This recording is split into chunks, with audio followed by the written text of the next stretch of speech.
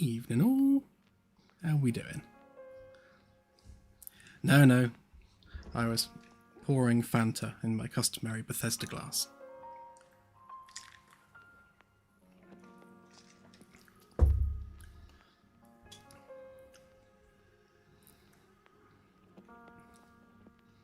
Yes, we are going to be building a new ship.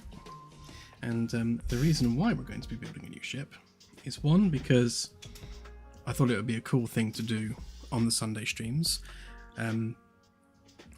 Refine the process of actually building ships, because we've got 12 to build for the main release, including all the backer ships that we have to build. And we need to refine basically the techniques in how we build those ships efficiently and quickly and to spec. But I also need a test environment where we can build all of the various systems, like the sublight engines, the fluid systems, and all the various bits that still need to be built from the Magellan in a small isolated ship that loads quickly, that I can hop in and out of quickly without having to load the entire Magellan ship every single time. So it allows us to basically test everything on a smaller scale and then scale it up to the Magellan once it's all working properly. So there's a few reasons why I want to do this, but not least of which, it'll be cool. Literally starting from scratch, whole new ship, and doing it properly this time, which is hardware first, internals afterwards, which is how we should have done it for the Magellan.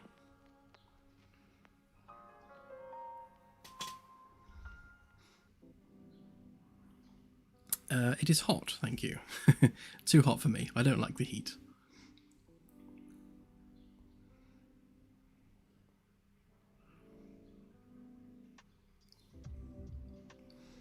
Yes, many me's would be good.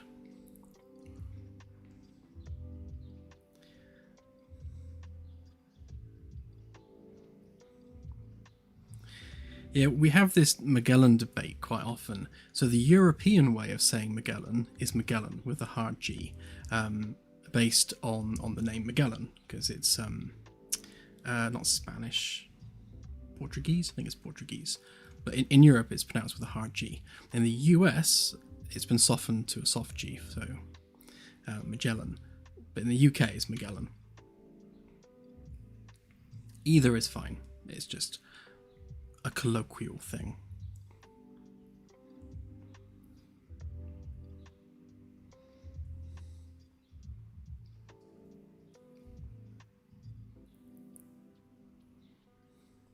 Yep, Admiral's yacht will be the next thing we build after this one. This is just one of those Sunday fun day, I get to do whatever I want for 4 hours things.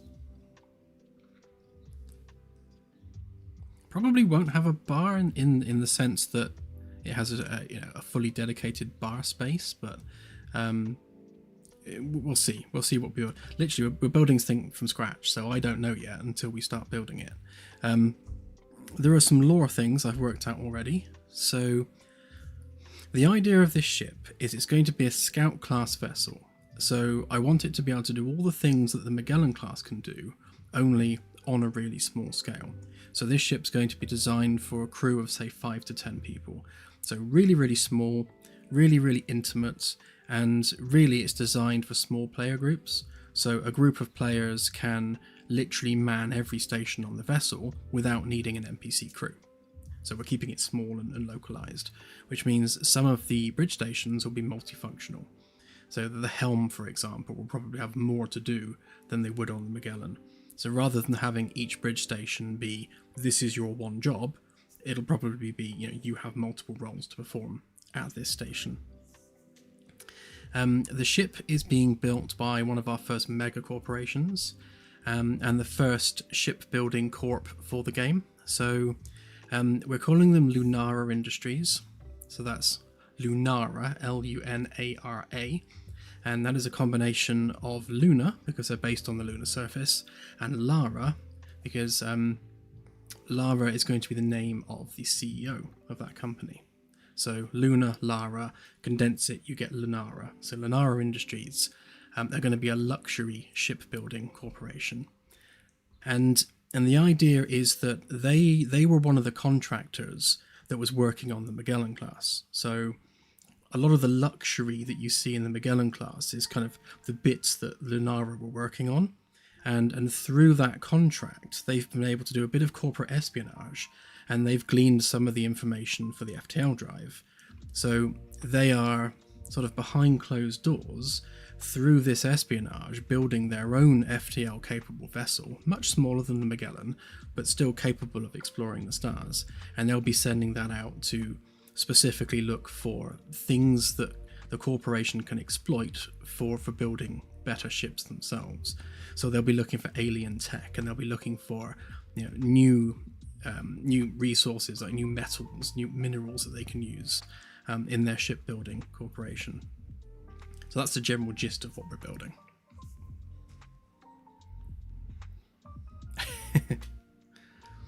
Well, my stepdaughter's called Lara, so that's where the name comes from.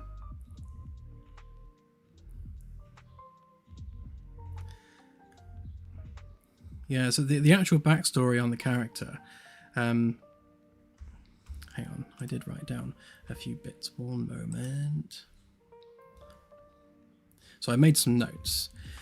So her name is Lara Monteverde. She is an Italian entrepreneur with links to Italian nobility, and there are rumours of the family's involvement in the mob in one time or another. But following the death of her father, she uses all of her family's money to build a lunar mining operation, basically. She's obsessed with mining minerals, like precious minerals from the moon, things like platinum. And through those operations, she kind of gets led into luxury shipbuilding as an offshoot of her corporation, and eventually that becomes their primary focus as a corporation.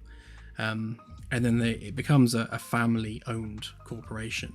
And as that goes from family member to family member, it's actually her granddaughter that's running the company now in the time that the game is set, also called Lara, in honor of her grandmother. And we're going to have their headquarters on the moon and have a big statue of her grandmother outside, and it should all be very cool once we make it.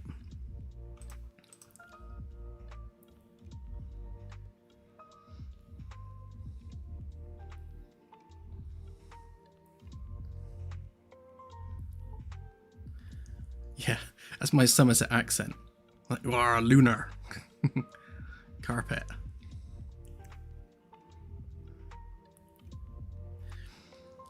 Yeah, kind of like Ferrari in space, basically. So, it's got that Italian roots. We've got that kind of sort of shady, perhaps there's some mob dealings there in the past. We don't quite know. It's never been proven, that sort of thing.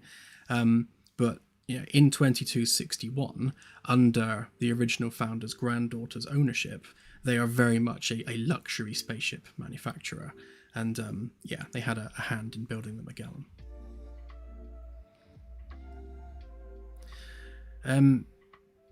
We haven't really established the medical side of things and what a typical lifespan would be, but we put down in the notes that the original Lara died at the age of 112.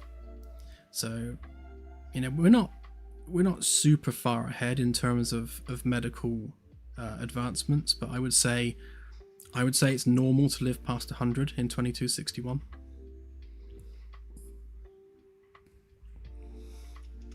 Right then, let's get started. So this is what the ship looks like right now. And I've also updated SketchUp to 2025 finally, and hopefully that fixes my copy-paste crash bug that I have sometimes. It's really cool that with every release of SketchUp, they do a little model of one of the people involved, and this guy is TomTom. He's one of the plugin developers, and there's quite a few of his plugins up here that I use, so that's cool to see.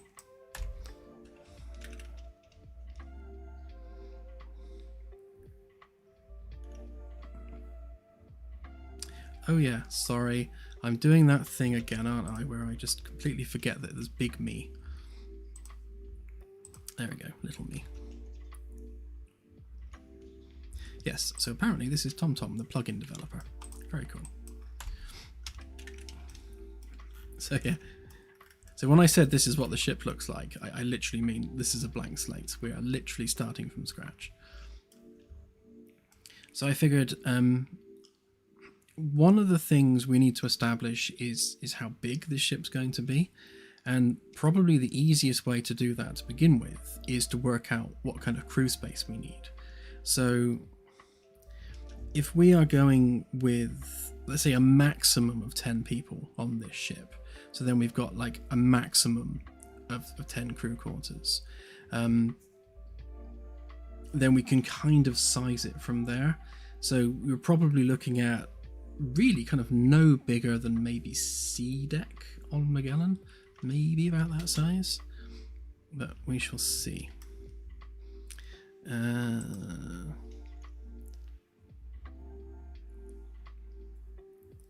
Yeah, I think 3, maybe a maximum of 4 decks. Like the shuttle bay, because it will need a shuttle bay so that you can get, to and from places. We'll probably have like a multi-purpose vehicle and that's it. So like literally just, a trunk with a vehicle in it.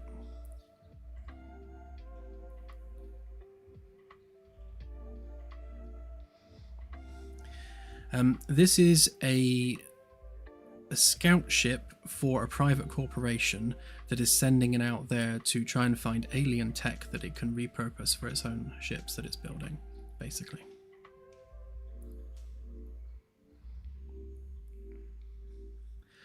Yeah, so I'll probably make the corridors and things probably be uniquely sized and scaled, so it'll be more like a Star Citizen style ship rather than a big vessel with lots of copy paste involved. But we shall see. Right, I need where are there? If we just like literally grab like a bed, that'll do.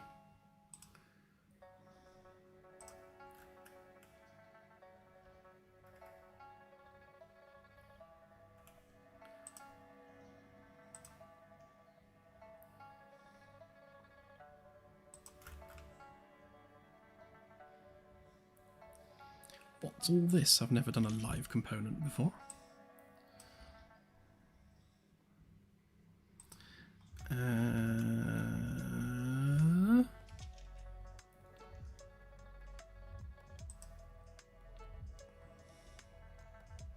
Interesting. Standard UK double size. So 135 by 190.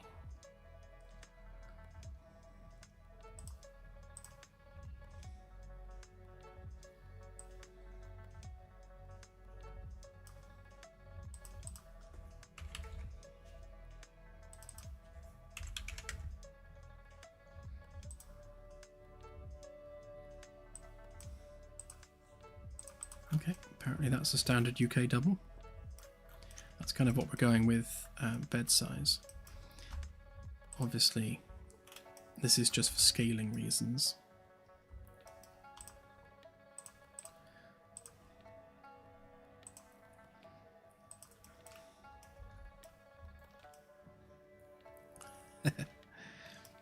Yeah, I have that problem. I'm 6 foot, so I always hang off of UK mattresses. Most of our beds are 190. Right, so if we have...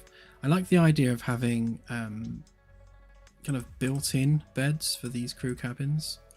Again, this isn't like the kind of thing like we have with the Magellan where everyone has their own crew quarters. This is going to be more... You have your crew pod, so... Maybe 250 with room to build around the outside. Actually, no, let's go with 3 meters because we can probably have cupboards either side. And that's pretty much the bed space.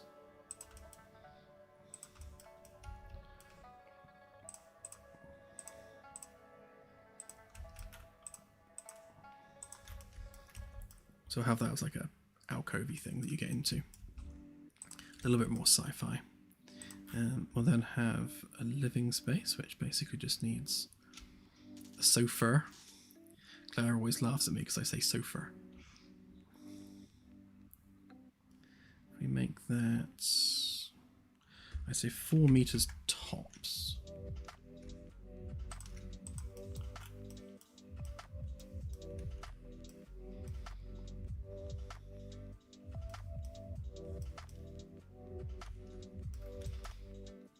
Okay, and maybe stick the bathroom on the other side.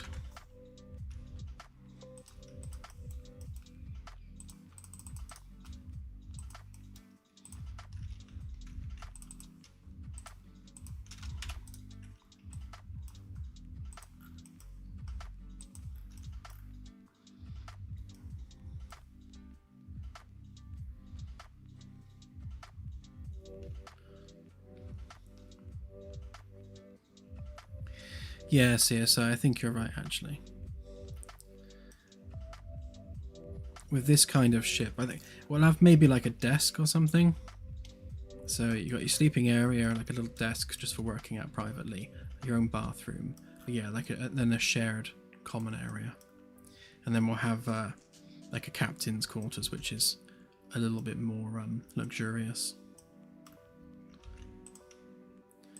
So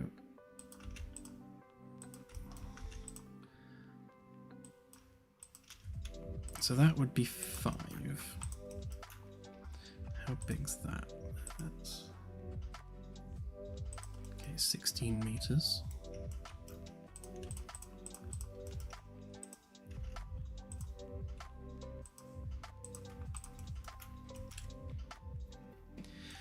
One of the mistakes we made with the Magellan was not routing all of the hardware and everything and defining the scale of things like before we started building the ship interior. I started by building corridors. Actually, it was literally the first thing I started building, and once I'd established the size of the corridors, that kind of led to the size of the rooms, and then then we were building templates for corridors and rooms and things before we even thought about the physical hardware that goes into the ship, which is a really kind of backwards way of doing it. So this one's going to be far more logical. So we'll define how much space we need to actually house the people, how big their common areas need to be, and then we'll start scaling the hardware based on how big the ship needs to be. So like if the ship is like this big, then how big do the engines need to be? And if the engines are that big, then how big do the fuel tanks need to be? And kind of start whittling down from there. I know roughly what I want it to look like visually. I think because this thing is basically stealing tech from the Magellan, it needs to have the ring, but I'm going to integrate the ring into the back of the ship instead. So what's that? So if we were to say 15 meters, so that's a 30 meter oops, no, too many. That's a 30 meter ring there.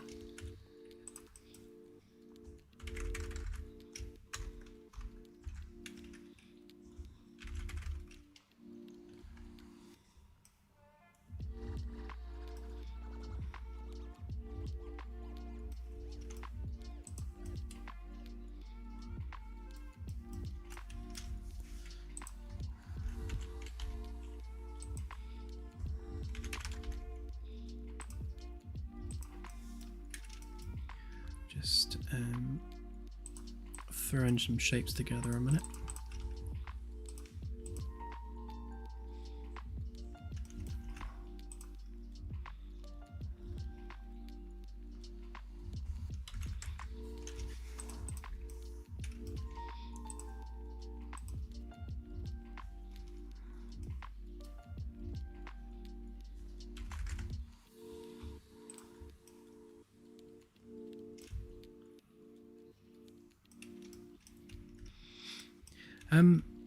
Yes, arrow-shaped-ish.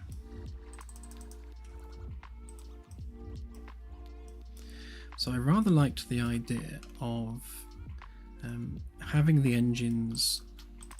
If we grab that face there, having the engines like this, so we'd have something kind of more like that. So obviously we'd blend all this in. So if that's 3 meters, then let's say another 250 each side. I guess there's an engine length of 8 meters. Group that up, make it into a component. Ooh, we get to save it as a new file. Exciting.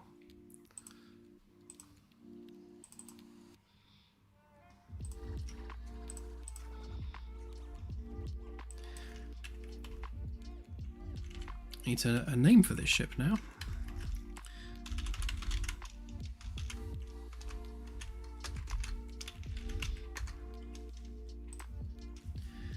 Right, can we do this action without it crashing?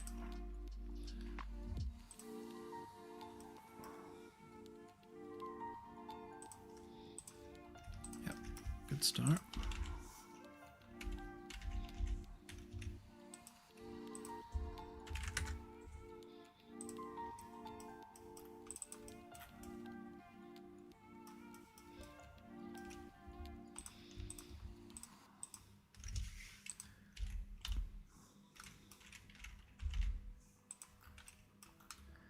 Oops, wonky engineering.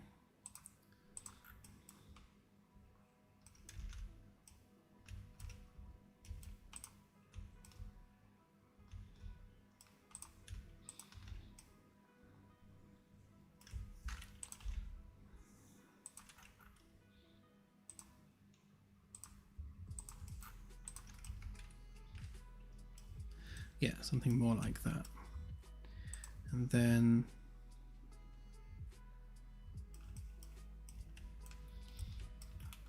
we'd have some kind of support structure on these guys.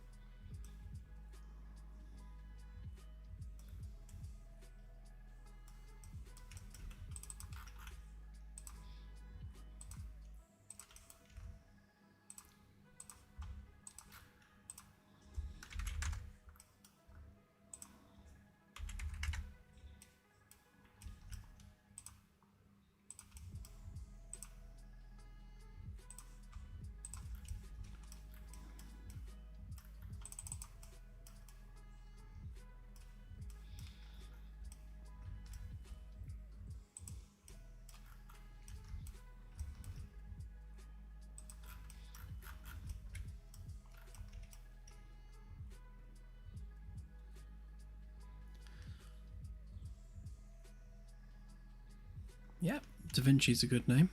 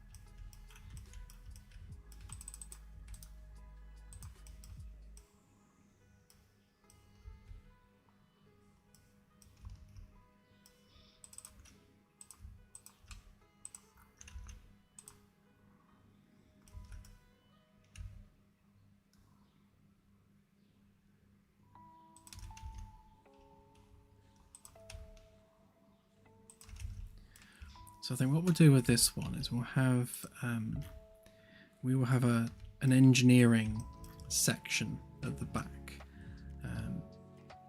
I guess between what will have to be, well, unless we sling the shuttle bay underneath maybe, or even on top.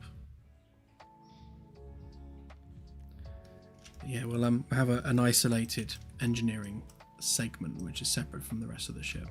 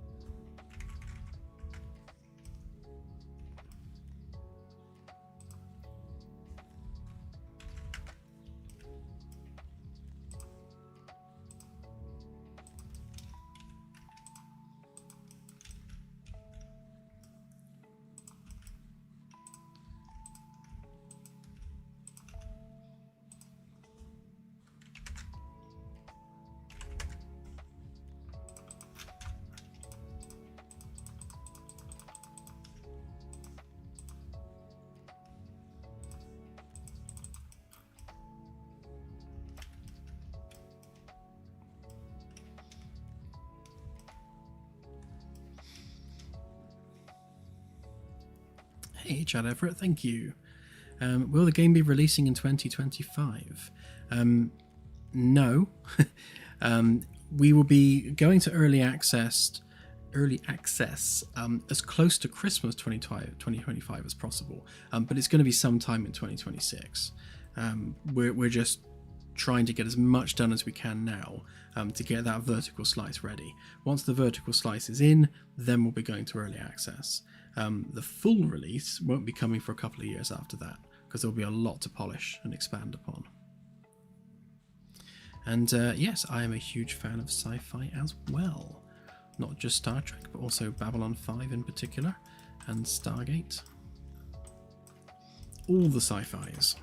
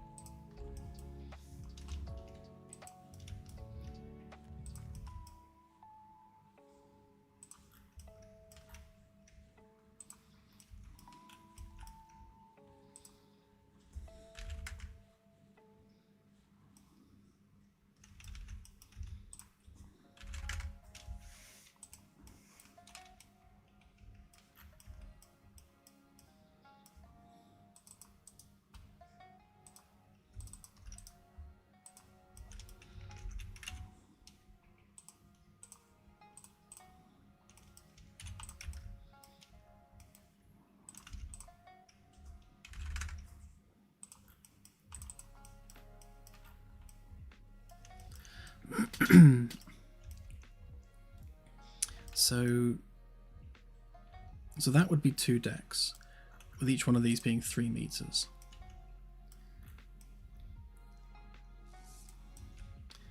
The Magellan's decks are 3.5 meters.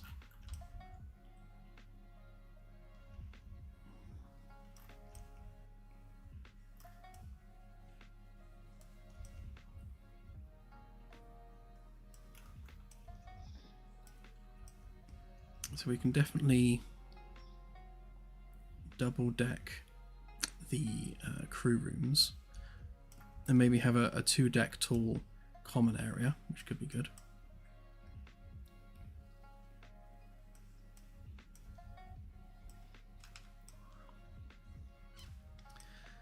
So if we were to take,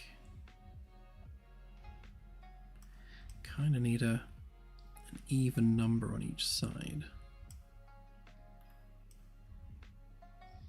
without wanting to have too many crew members.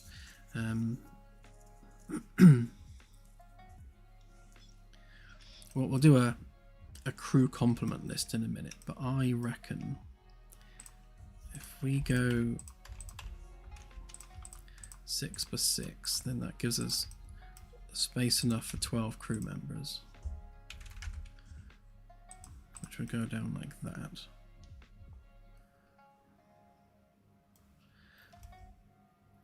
Have a central corridor feeding both of those, and both of those then empty out onto what would be a common area.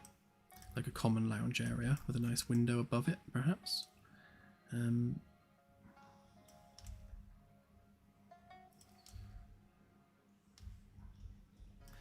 we'll have the bridge of the ship being more of a traditional cockpit type environment up the front, with the captain's quarters being slightly more centralized. Or maybe have a captain and an XO on each side.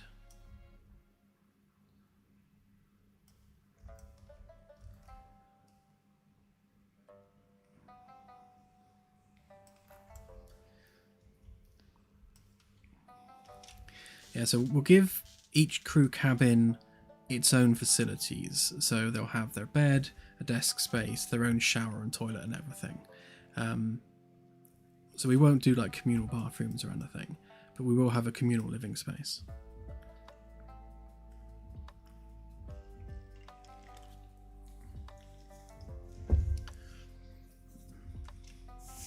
Nobody likes to share bathrooms.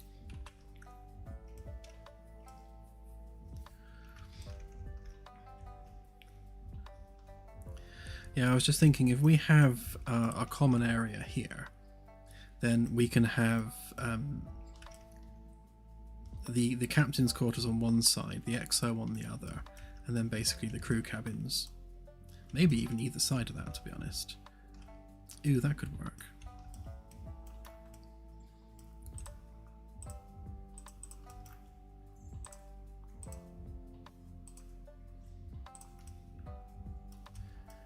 Because if we were to make...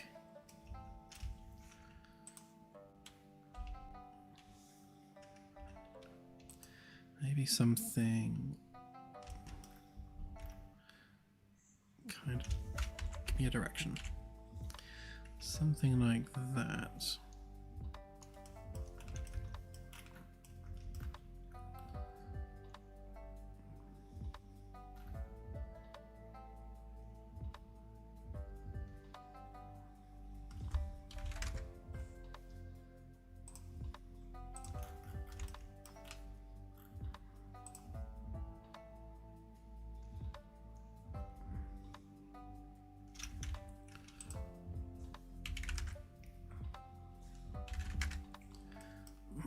So that gives us a 3 meter by 3 meter corridor.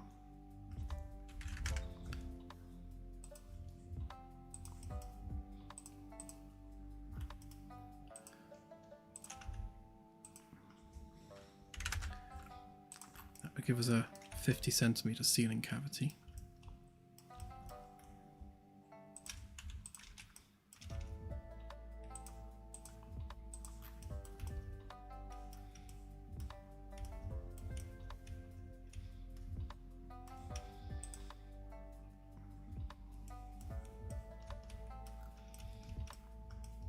Kind of liking the idea of almost like a round table in the middle that everyone sits around, and a big circular window above.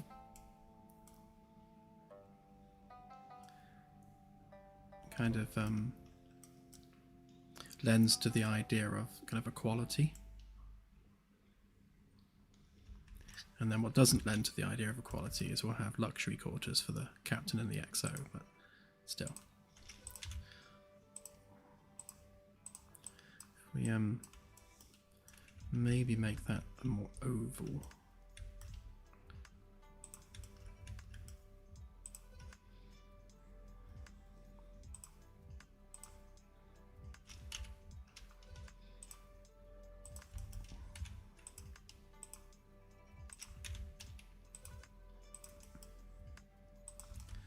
Yeah, then we can have the captain and XO either side. The crew at the back there. Make it double height. Okay.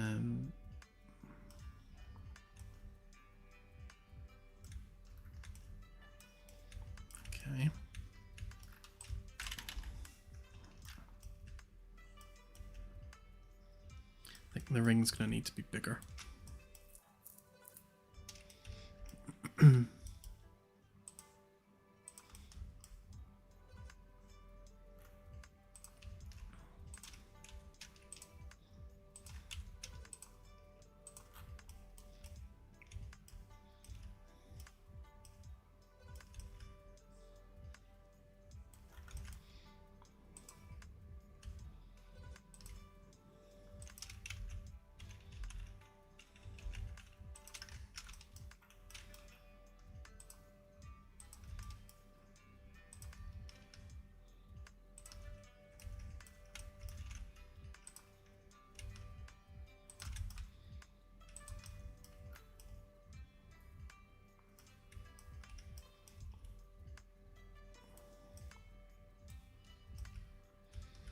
Yeah, I do watch a lot of videos on like super yacht reviews and that sort of thing.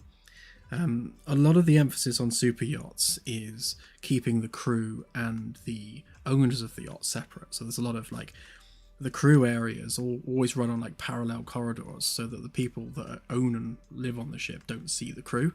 We don't need anything quite that dramatic. We will on the Admiral's yacht though.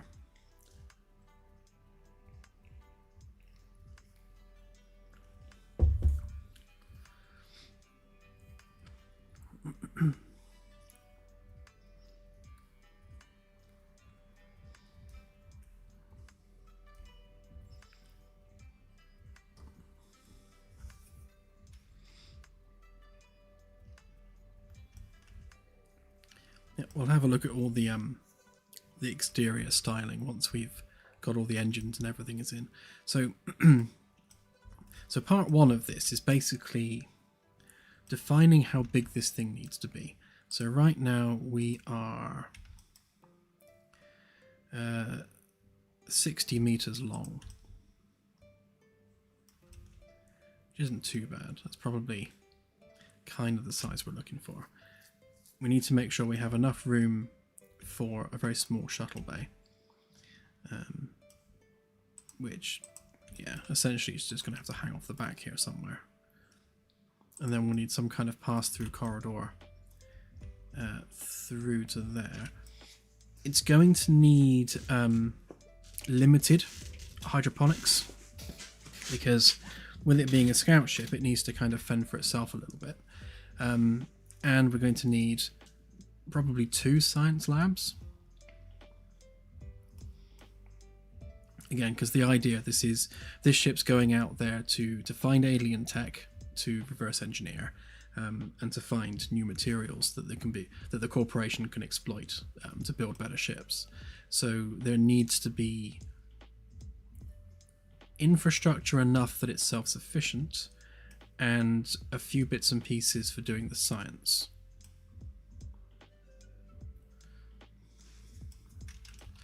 Yeah, don't worry about the shapes yet. We're just defining size more than anything. Let me just grab some chairs a minute.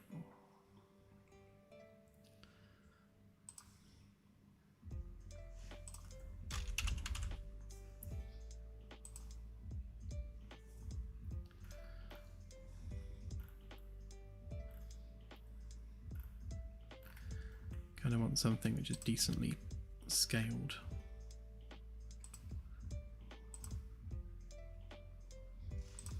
That's about right.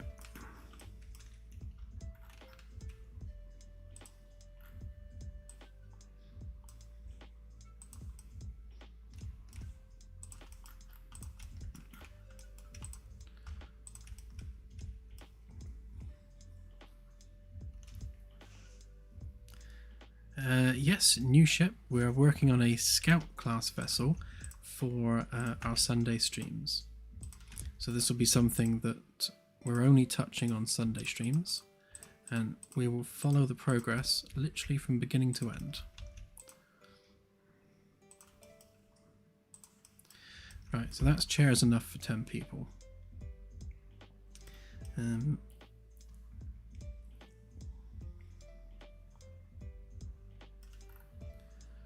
It will definitely run crew cabins over 2 floors.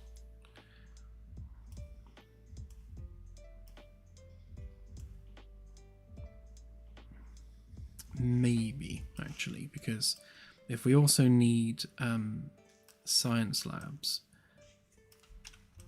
then we might want to stick them underneath. Which means if we duplicate the crew quarters,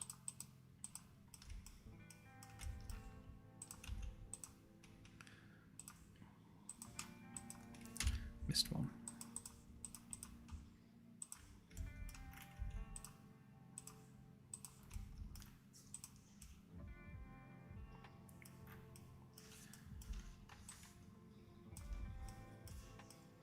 So what do we have there? So we've got 8. So that's 10 crew, including the captain and the XO. which gives us 2 access corridors either side of a central common area, so we can like squidge all this into fit.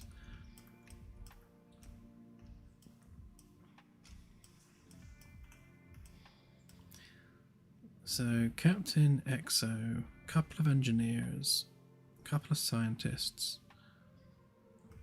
couple of tactical guys. Yeah, I think we're probably going to need a bit more crew than that.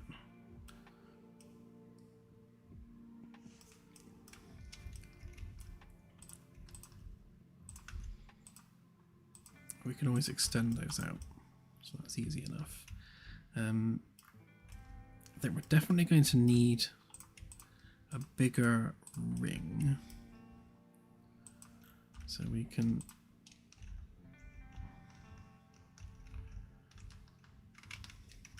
hang on, which combination, there we go. So we do that 1.5, so that's 50% bigger. Looks a bit more reasonable. That gives us a ring height of 45 meters.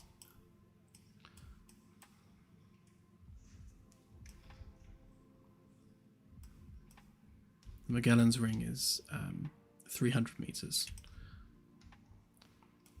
Just for comparison. Actually, no, it's not. 150 for comparison.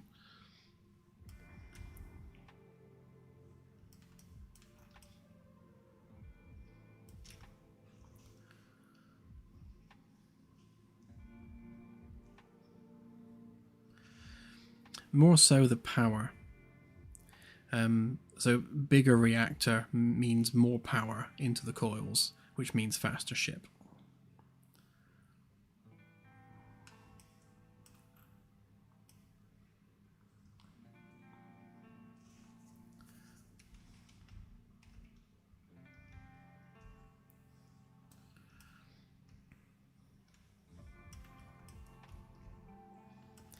Okay, yeah, so if we make the top half of the ship the habitation area, which means we'll probably need...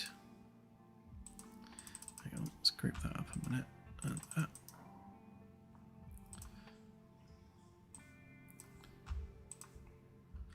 Maybe save a bit of room for a med bay type place there, although we might be able to squeeze that in underneath.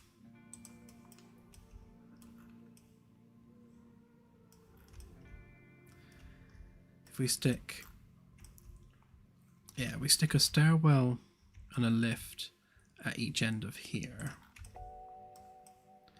we'll have the command section at the front.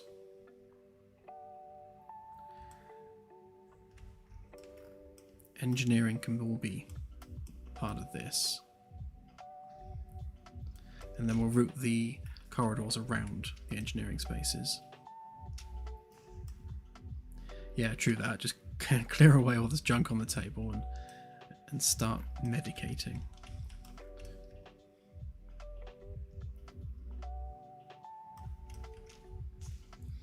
The beauty of having a layout like this is that every single crew quarters has windows, which is nice. And then underneath we'll have definitely the hydroponics, definitely 2 science labs. And then, yeah, maybe medbay there. And then we'll need some corridors that probably skirt around a central engineering space there.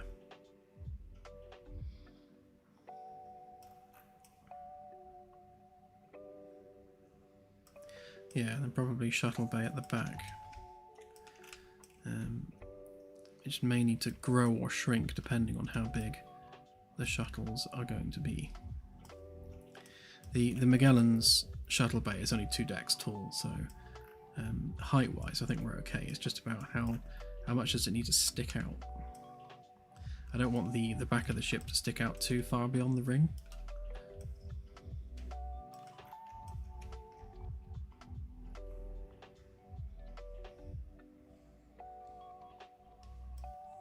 I definitely like this as a design though. having the engines within side of the ring as part of the ring structure, which means we've got scope for, well, we definitely, absolutely, completely definitely need staircases running up these to get to these pods. So yeah, definitely need maintenance access up and down those. So that'll be good. And some engineering spaces inside the engine pods. So like the ability to stand and walk around in there is going to be one of the things that defines how big they are.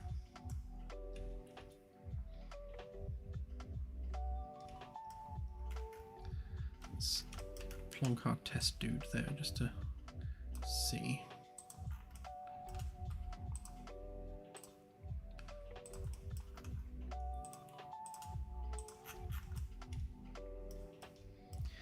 Yeah, we shouldn't be too bad there. So we'll have obviously forward and aft facing engines, and then we'll just have just a crew access space in the middle. So some stairs will go up, and you'll have somewhere in the middle there just for doing the maintenance work.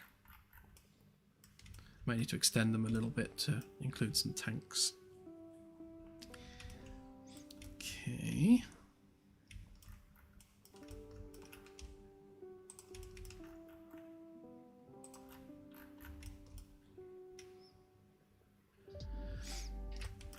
Yeah, then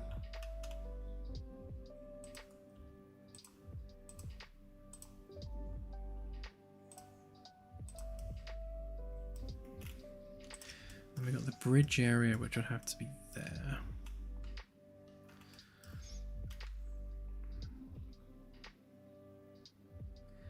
So we'd have to make this central area basically completely self-contained.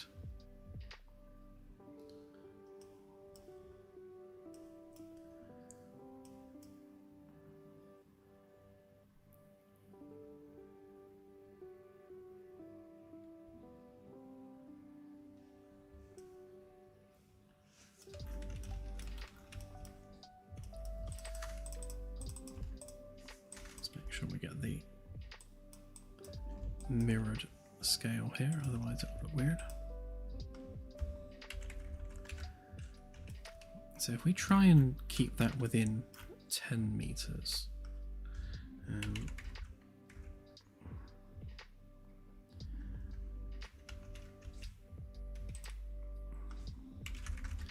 maybe keep that bit within 15.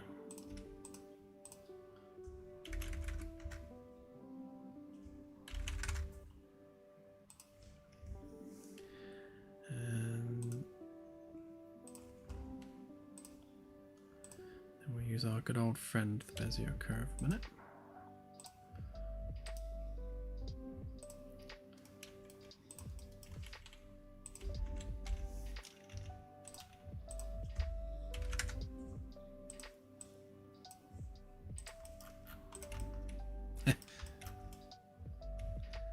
Okay, I seem to have created a space penis.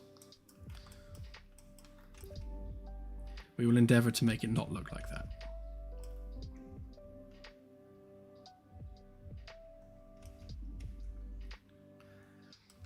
Yes, we will have symmetry. Claire's always having a go at me for making everything symmetrical, but can't help it.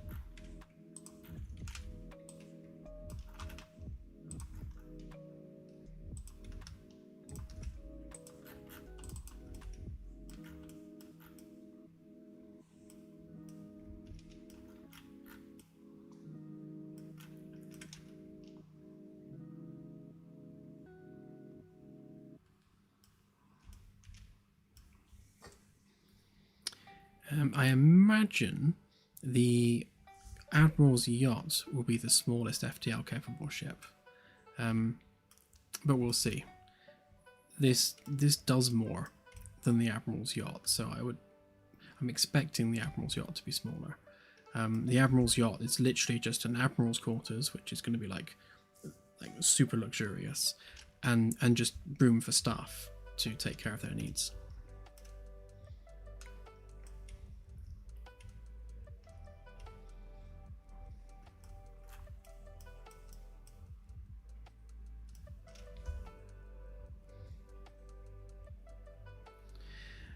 Yeah, so each planet will have its own atmospherics, and the aerodynamics will be on a per planet basis, depending on atmospheric density, wind speed, that sort of thing. But that would just be for the shuttles. So the main ships, like these ones, will not be landing on planets. Not that they can, because of the giant ring. But yeah, the shuttles will be aerodynamically controlled.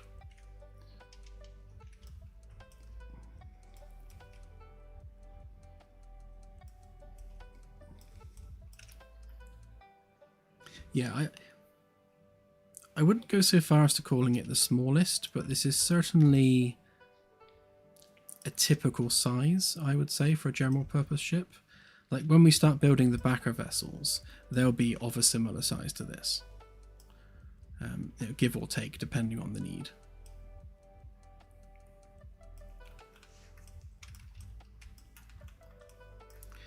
Right, let's grab one of these a minute.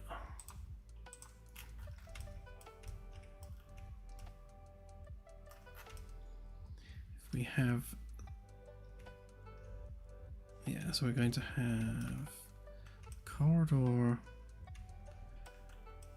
there, which means we're going to need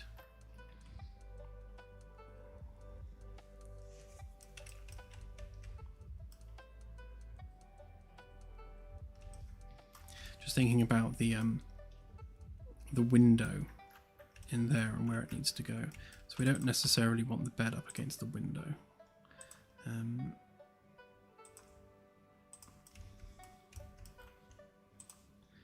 So if we make ourselves a door.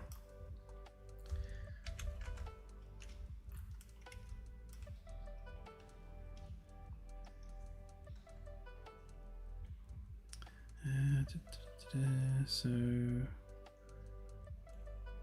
yeah, about 1.5 meters.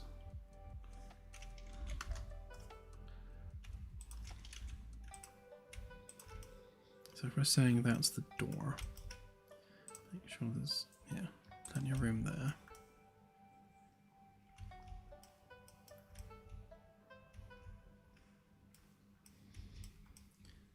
Okay, and then we can have that off to one side.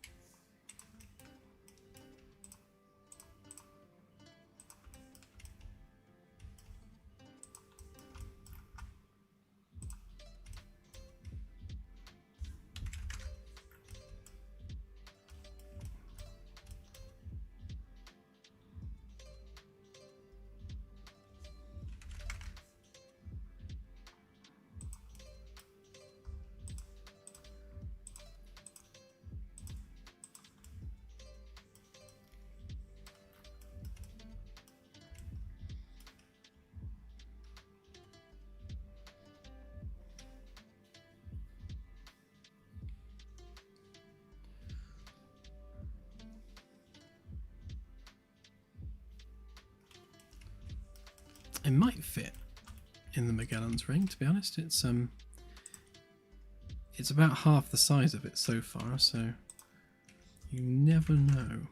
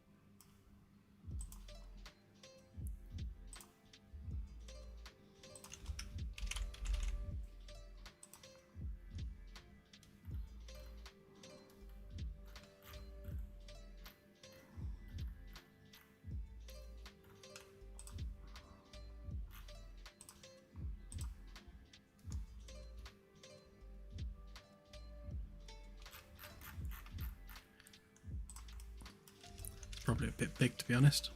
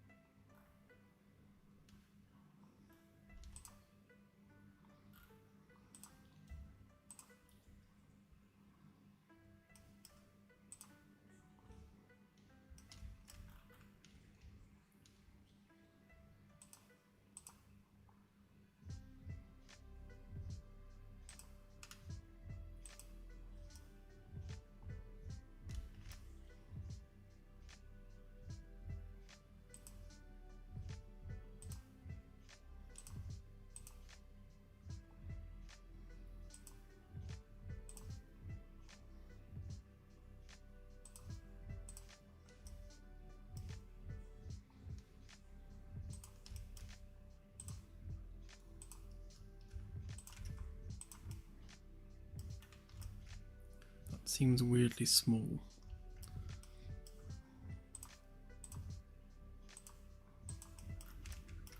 But anyway, so size-wise, that should be about right for a bathroom. So let's give it some walls.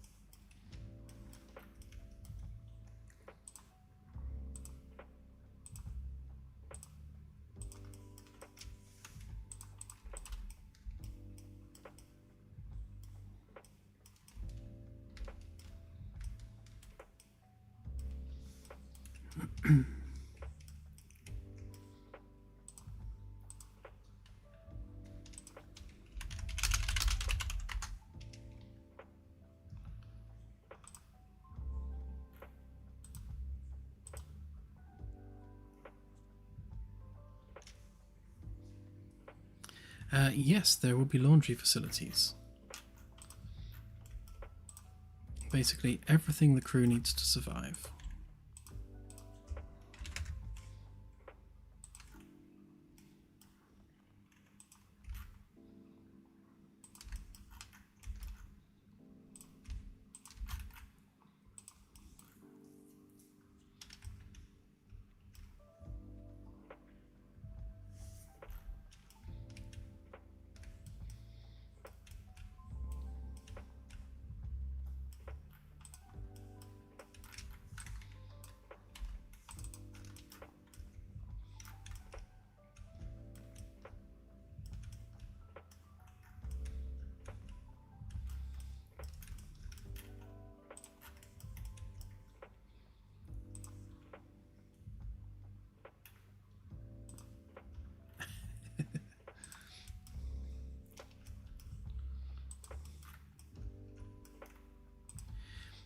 So the immediate problem with this is it does make everything a bit too long.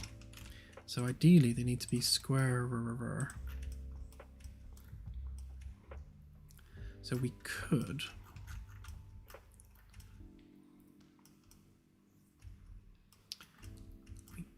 move the bathroom.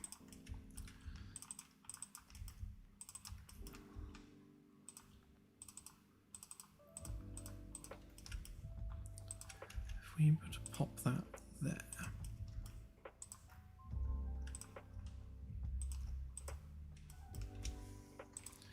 Get rid of that and that.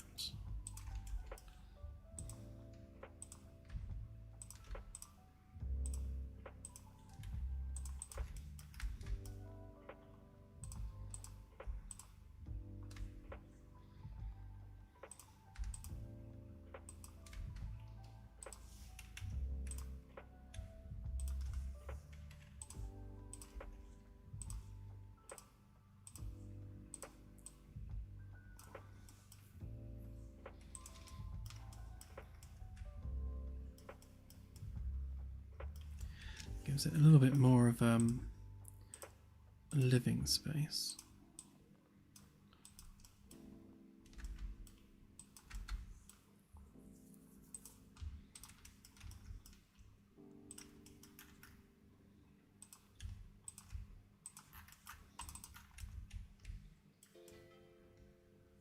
Definitely room enough for like table and chairs or something.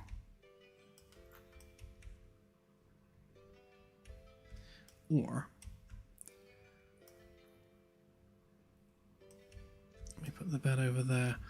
I'm conscious of the fact that the windows are going to be on this edge, so we kind of, we ideally want to take advantage of that.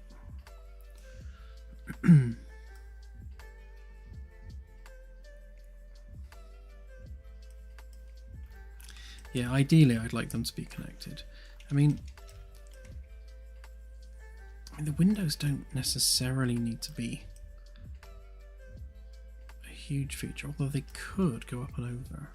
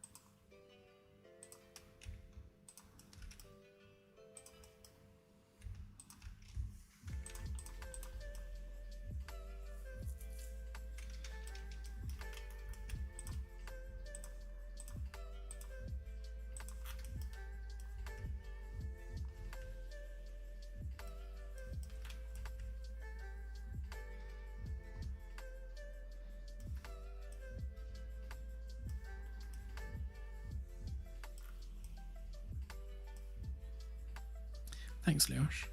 Appreciate it.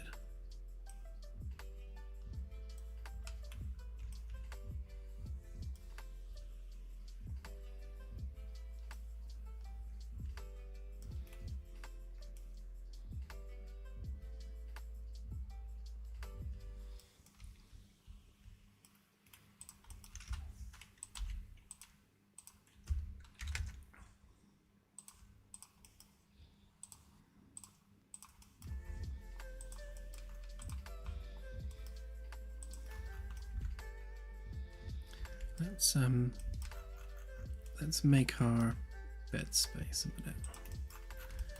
So that one there is 195. So if we make it 200, just to cater for the tall people like myself.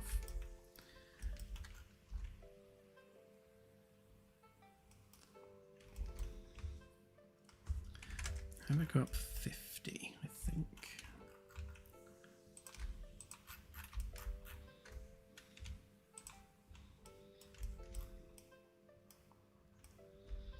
And we want an entranceway of maybe 1.5. We can adjust that as we go. I like the idea of putting shelves either side of it, so maybe 50 there.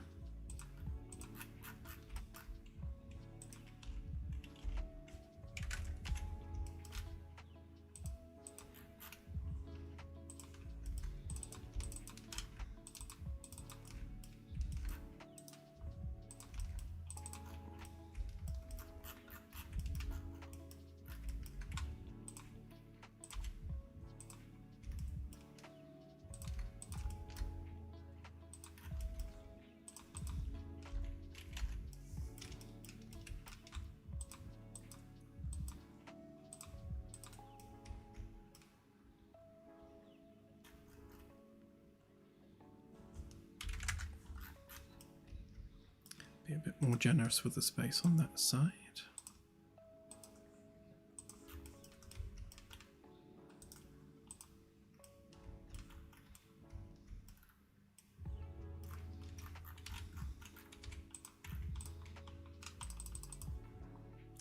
Oh.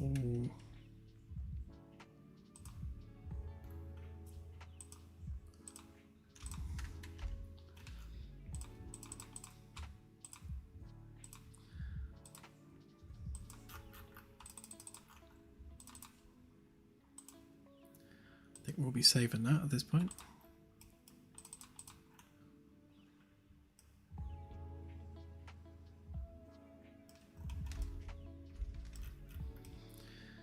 Well, we can actually have a window there.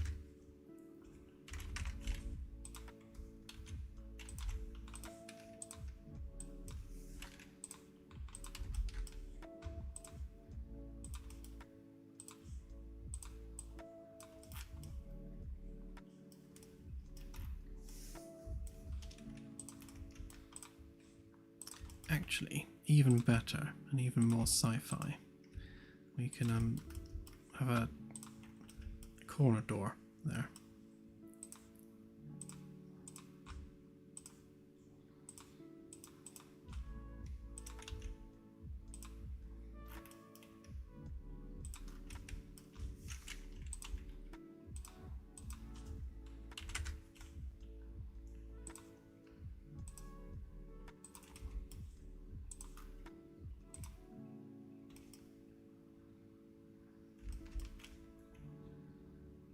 Is it going to give me a perpendicular edge? I don't think it is.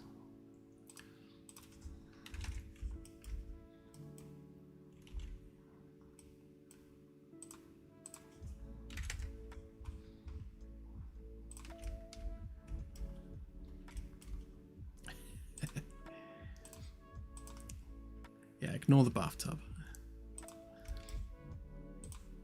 All for sizing and scaling only.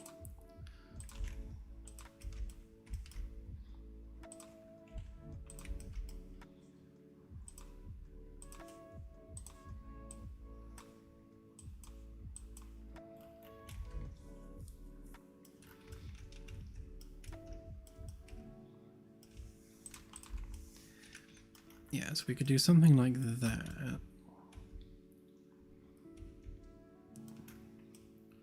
Have to make some room for the door to open, but something basically along those lines, which gives us more space in here.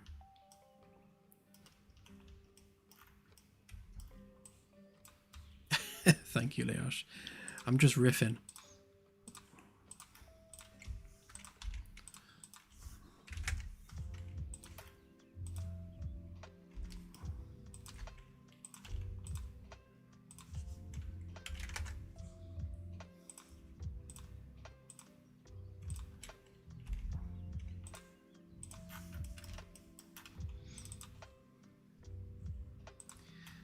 This makes the whole thing a lot more compact.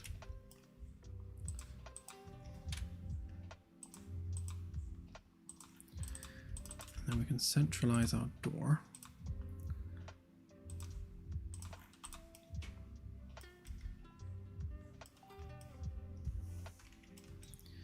So we could have something like this, have a little seating area there, little desk and work area there, bathroom in the corner, sleep cabin-y thing there. The whole profile curve around there, and then we can actually probably have a ceiling skylight on these because they're at the top anyway. So we don't necessarily need windows. I mean, it would be quite cool to have a window like by the bed because we're facing that way anyway. That would be quite nice. And maybe just a skylight as well, just to let a bit of space in. And that makes it a bit more compact now, so do something like that. I'll allow some room for utilities.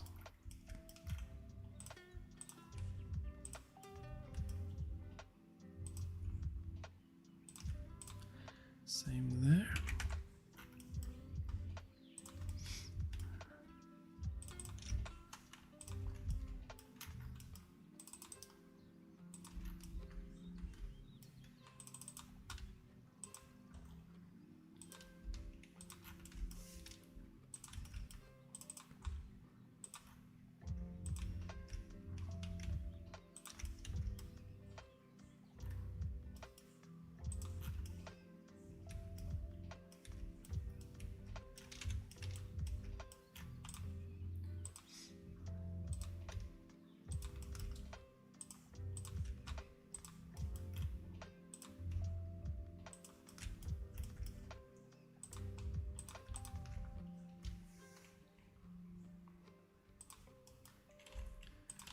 Realise these are the wrong way around.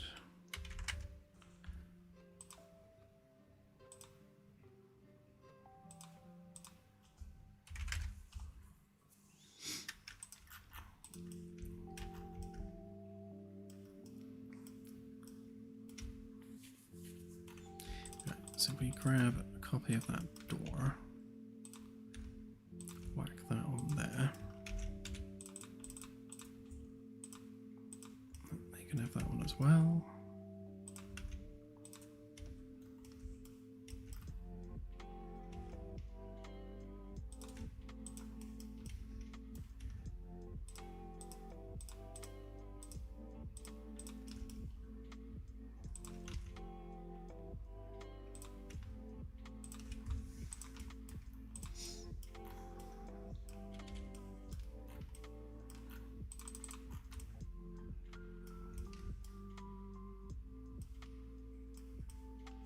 Okay, we have some crew quarters.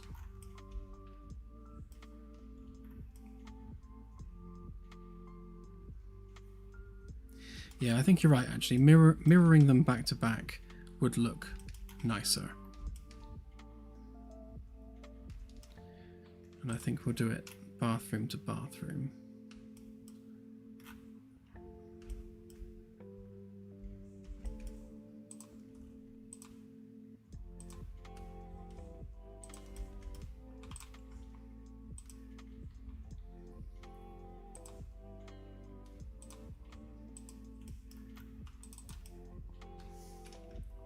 All in the name of symmetry.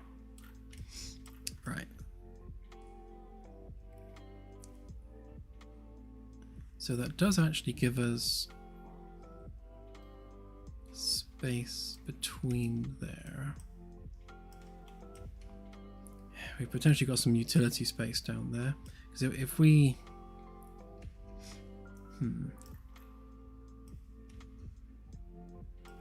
So I was just thinking about how are we going to make those windows meet?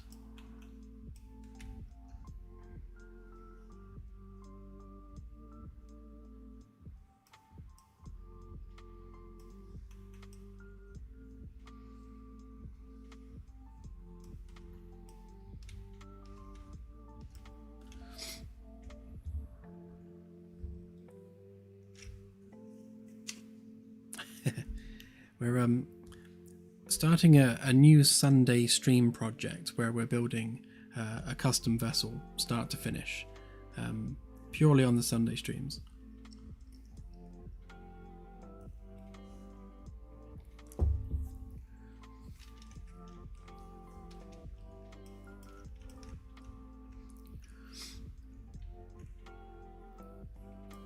Yeah, we could do, to be honest. We could have the rooms open directly onto the common area, although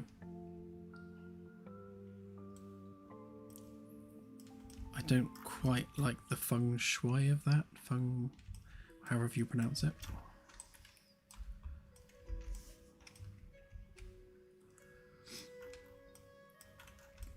Let's just stick some doors in here a minute so we can get an idea of the scale of everything.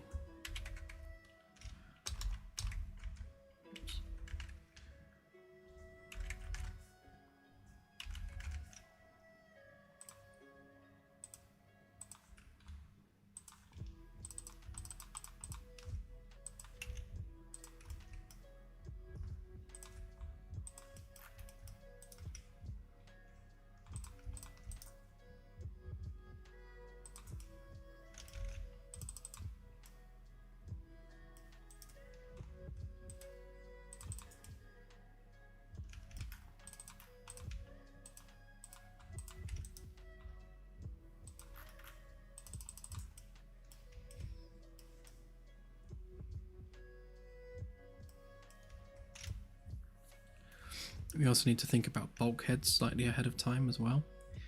So these would have to be bulkheads.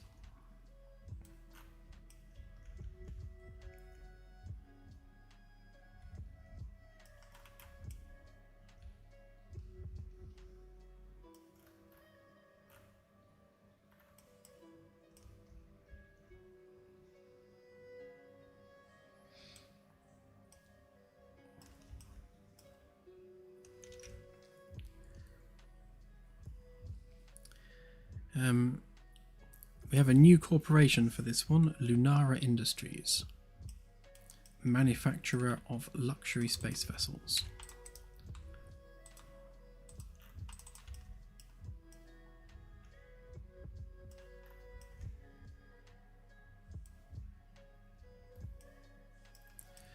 I'm just thinking actually, if we're tapering more to a point at the front, then we could actually double this up.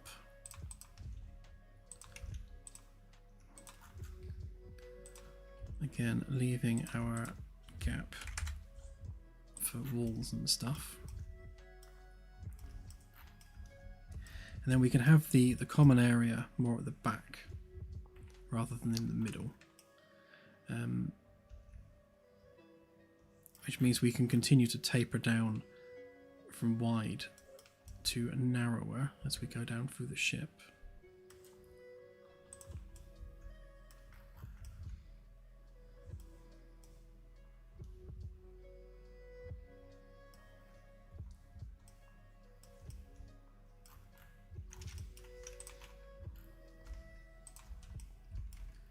Let's get rid of that. No.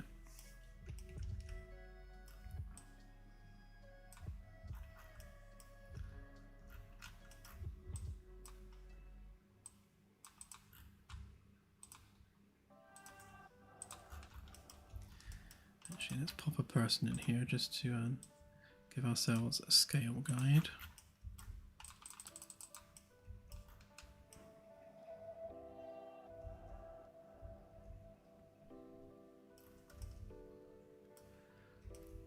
I'd say as crew quarters go, those are more than big enough. Right, so if we treat that as one block.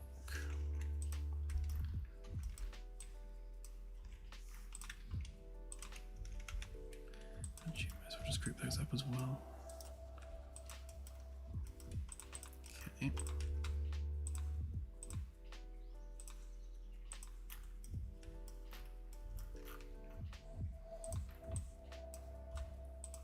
Actually, we could take advantage of the middle of the ship being the window.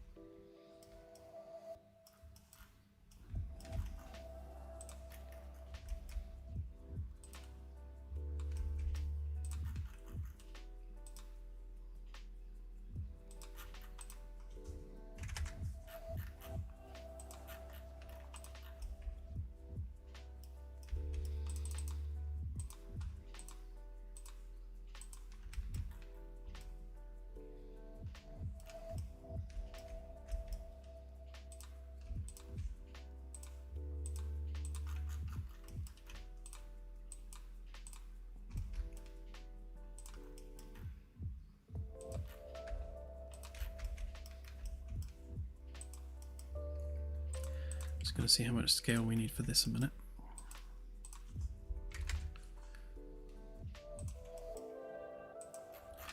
How many we got? So we do 10.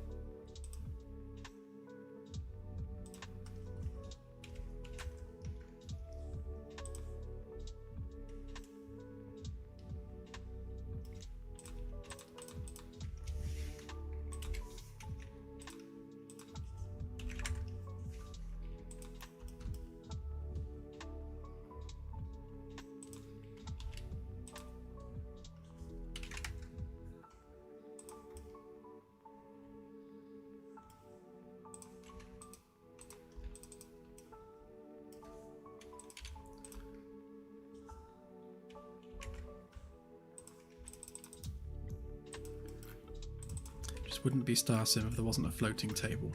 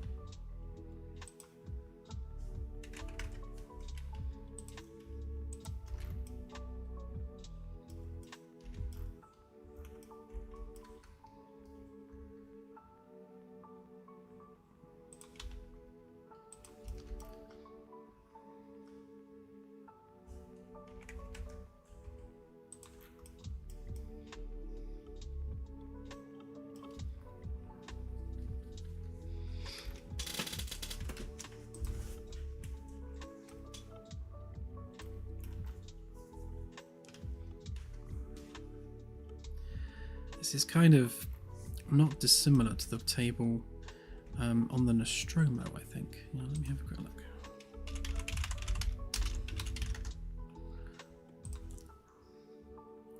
Yeah.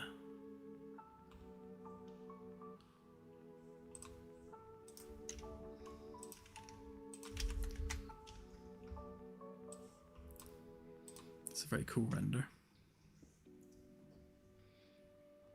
I don't like the idea of the benches, because like if you've ever had to sit at a table like this in a restaurant when you have kids, like you're constantly having to shuffle up backwards and forward to let kids on and off. So I think I prefer individual chairs. But yeah, something like this and like a window above rather than that thing.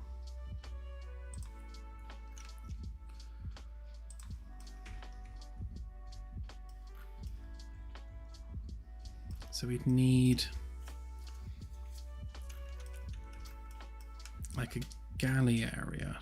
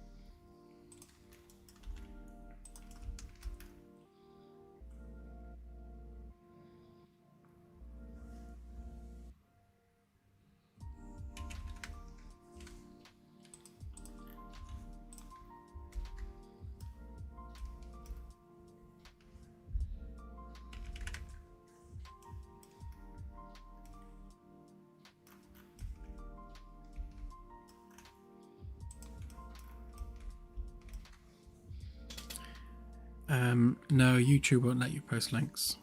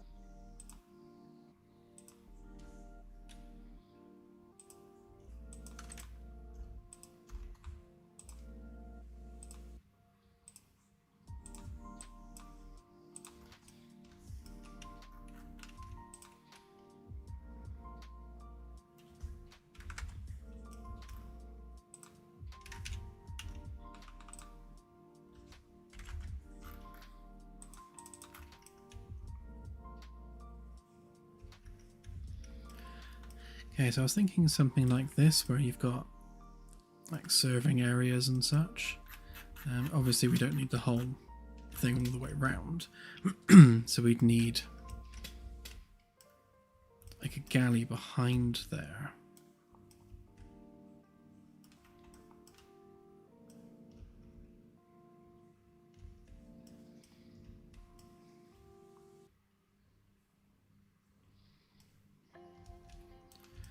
Definitely love the idea of having a window above this. I think that's a really cool seating space to be able to look up from. So if that's the mess, I guess we also need like an entertainment area as well, which I suppose we'll do more of a bar.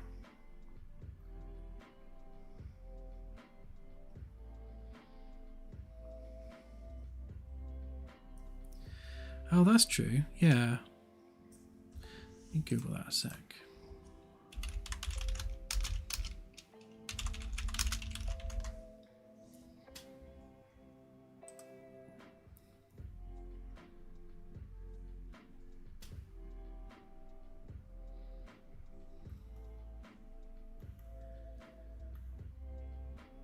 If I can find the right version of it.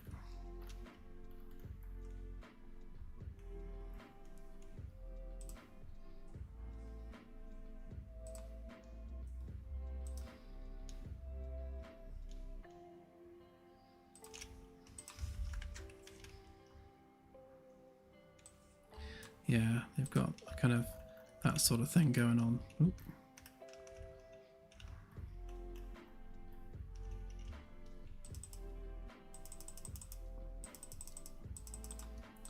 Nice inconsistent zoom.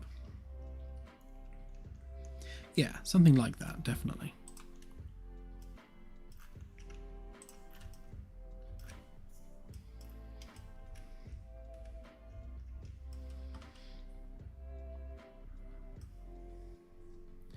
Maybe have that lead in to more of a loungy area.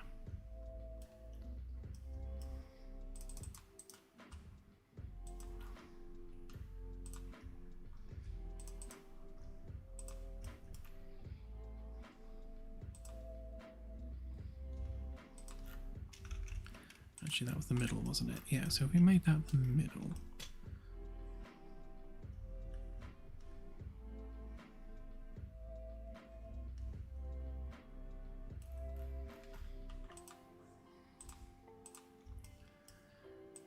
Could do something like that.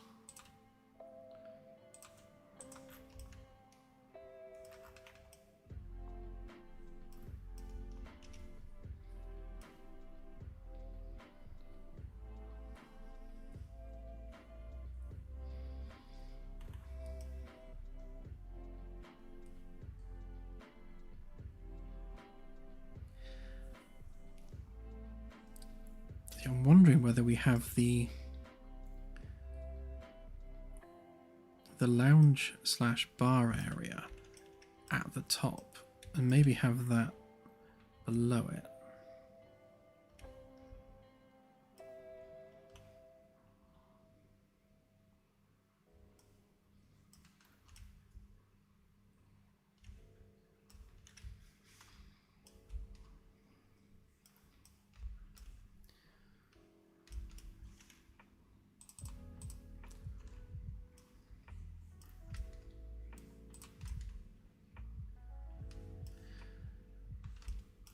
So we'd have to have a galley of sorts going around one side, and maybe a staircase on the other.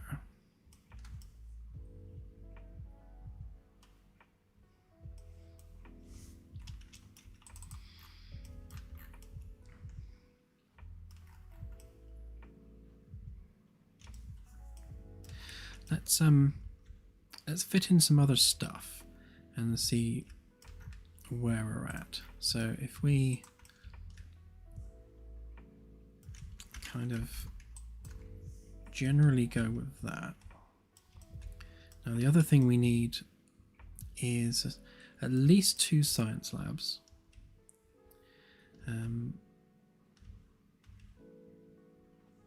size-wise, again, we're not doing science anywhere near on the scale of the Magellan, so we need 1 for material science and another one for dealing with alien tech. And then we need a hydroponics, which is enough for feeding 10 people, and general crew maintenance-y stuff.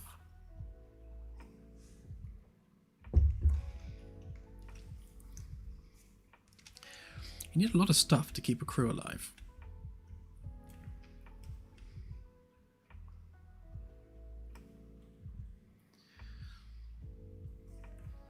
So we could always have the bridge above this, maybe.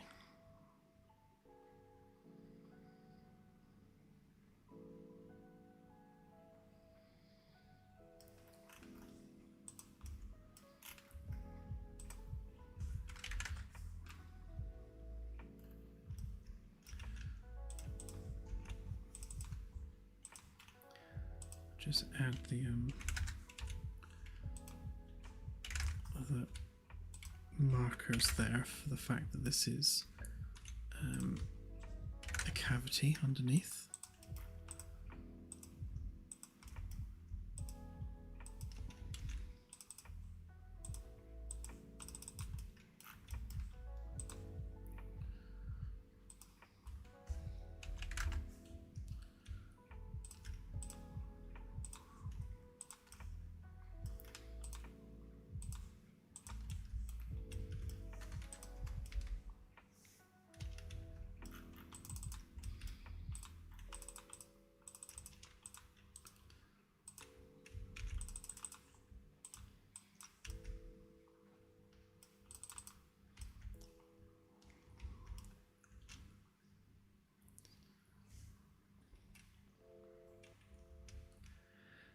Yeah, there's going to be a lot of wooden trim.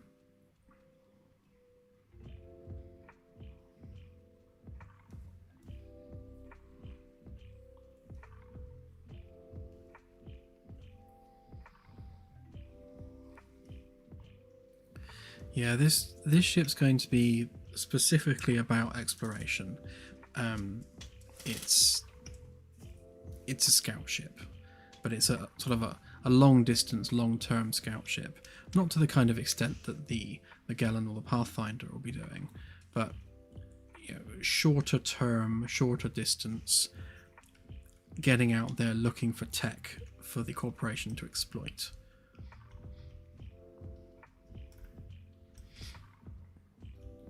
So we're probably going to definitely need some tactical people on the ship as well.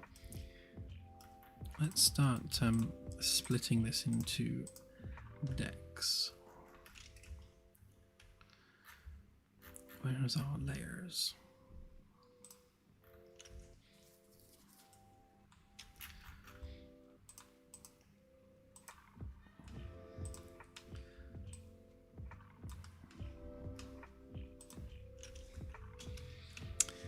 I'll just say deck 1 and deck 2 for now, because I'm not quite sure where these decks are going to be yet. Right, so this is all deck 1.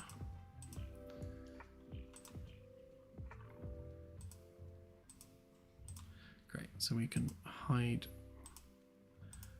that.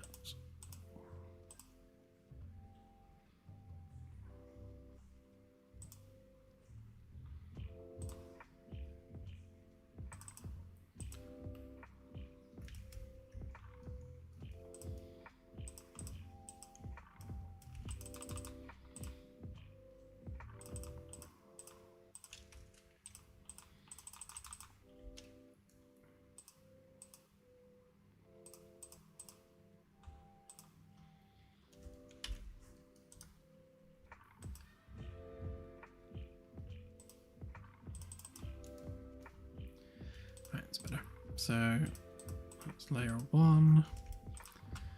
Okay.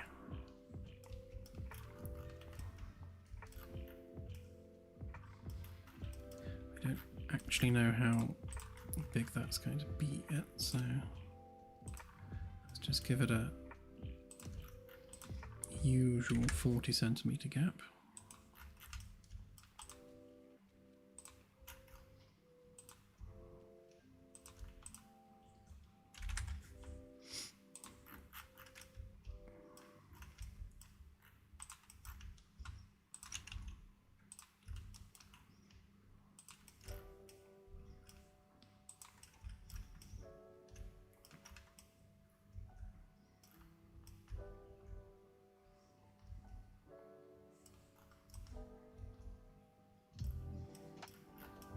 I'm just thinking about the silhouette of this thing. We could go with like a midline bulge a little bit. Definitely going to put the FTL right at the back.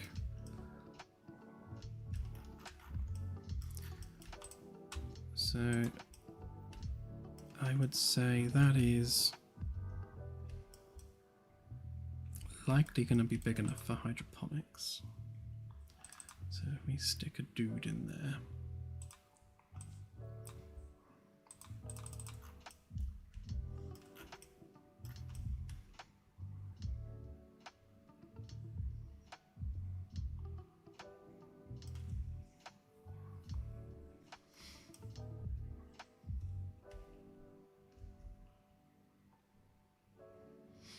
Because of course the other thing we can do is we can have, rather than having a corridor go down the middle, have it go down the sides instead.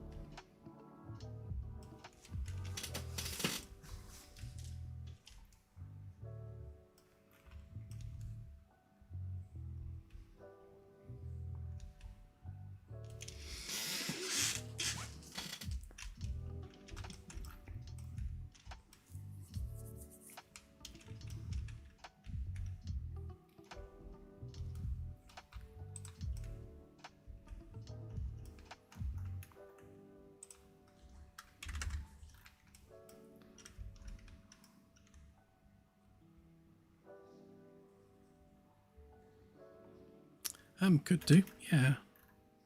I'm all for experimenting with novel stuff.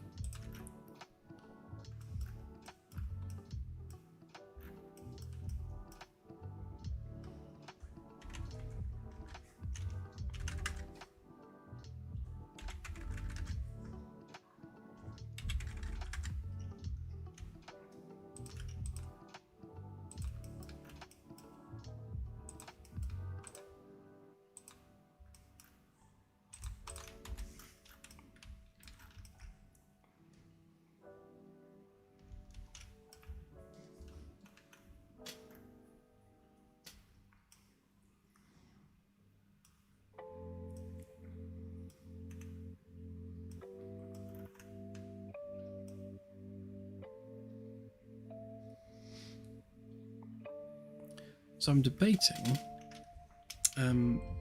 whether or not to have a holo display on this ship. If we don't, then we need some other way of the captain being able to issue commands and selecting targets and such. It would have to be a multifunctional display which gives a limited view of what the sensors are looking at, but I think maybe a holo table would be the better bet.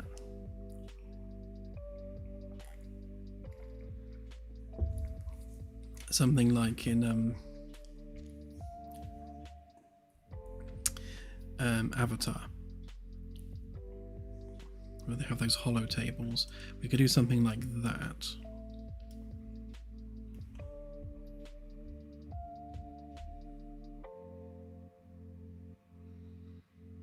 Yeah, because we could have the bridge stations like the Magellan facing the holo display, but part of the same unit with the captain sat at the back.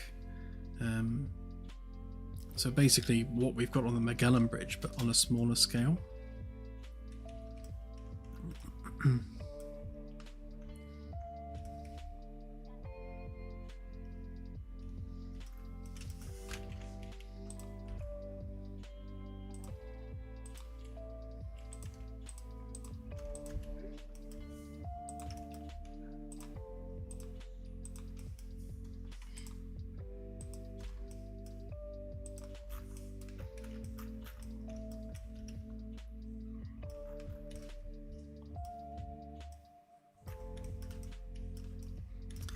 Borrow our desk a minute. We can use that as a helm station.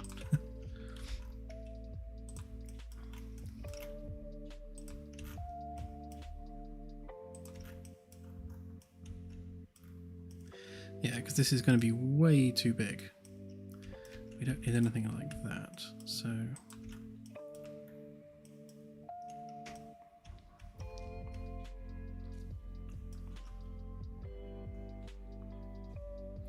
yeah, we still need the captain and XO cabins, and we still need, yeah, like laundry space and sick bay.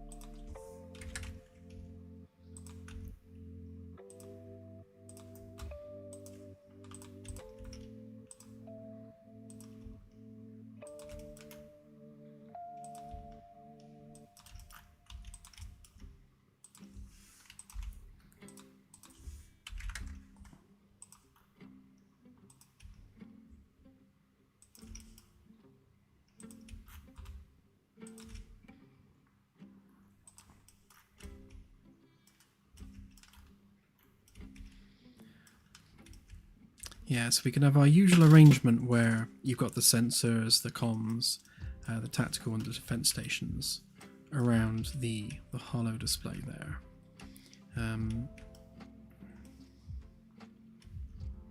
I guess we still need to make sure that the captain has room to walk around it. So yeah, maybe we do need to move those out ever so slightly. And we can curve them round.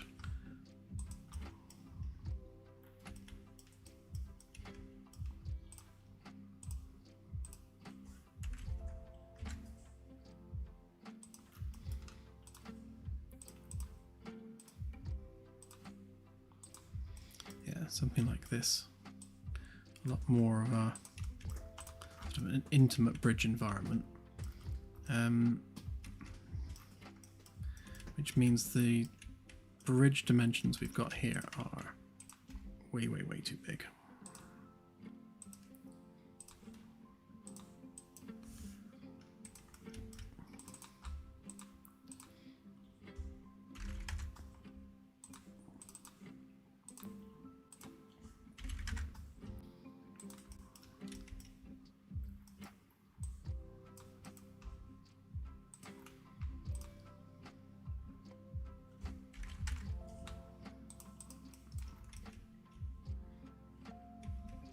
Probably something more like that.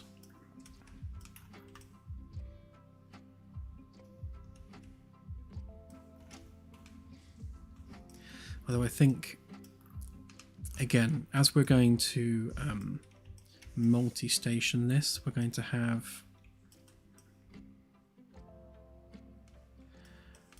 We'll probably roll sensors and comms into the single station there. Tactical and defense can be rolled into a single station, which means we then need engineering and then probably environmental control, and then obviously captain and pilot.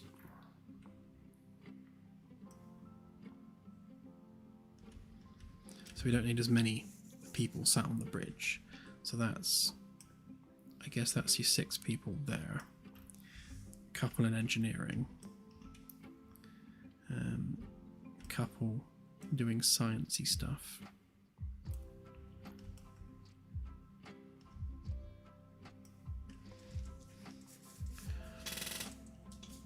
And we'll maybe make it a single shift single shift ship. Well, that's a really difficult sentence to say. Single shift ship. So it won't have 3 shifts like the Magellan. Everyone will just go to bed, you know, and get up the next day.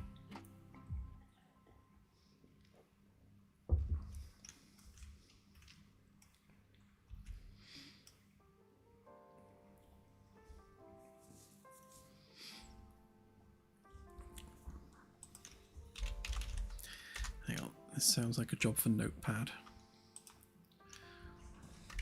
So we've got captain, XO, pilot, sensors person, tactical person, I guess chief engineer person,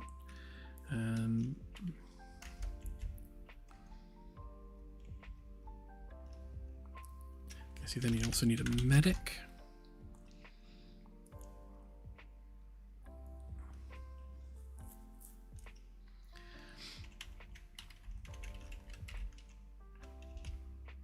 Maybe 2 engineers.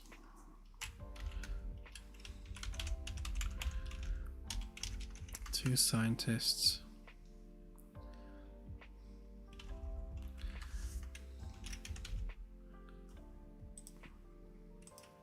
Security person.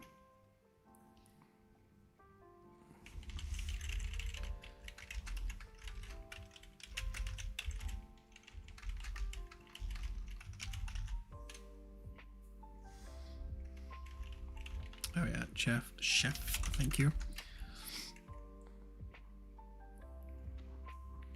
We'll use droids for moving cargo around. We don't necessarily need a person for that. True, yeah, the XO could dual roll it. So that's 1, 2, 3, 4, 5, 6, 7, 8, 9, 10, 11, 12. Okay. Yeah, so we'll have an engineer on the bridge, and we'll have another engineer in engineering. Yeah, a couple of scientists knocking about doing sciencey stuff. A single medic should be enough. So I'm thinking like something like Firefly.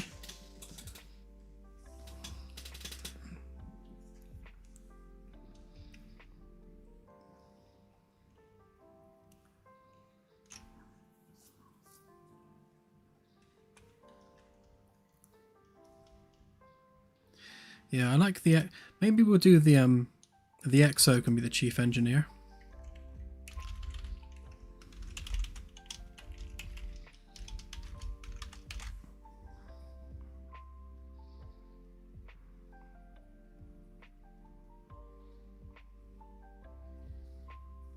With his engineering lackey.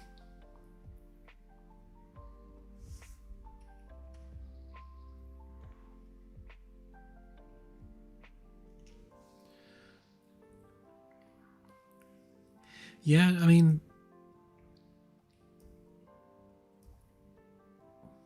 yeah, medic and chef. I can just imagine, like, I can't heal you right now. I'm busy making a potato. It's true. Yeah, I mean, dual rolling is definitely the order of the day here. I like the idea that everyone just prepares their own food. I think that's a nice way of doing it. You wouldn't necessarily need a chef, although we do need to think about the crew roles we have within the game. So we need to make sure we cater for that as well.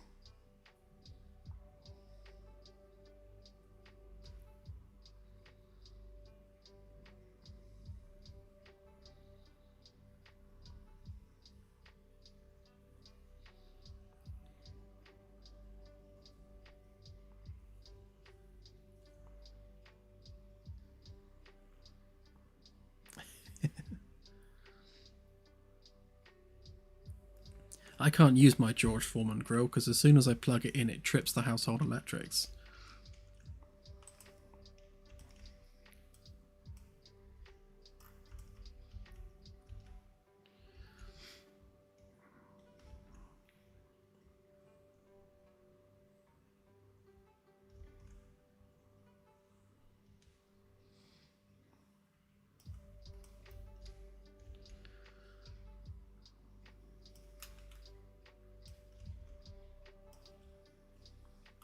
Right, so I'm thinking rather than having a central corridor down the middle, if we go corridor each edge,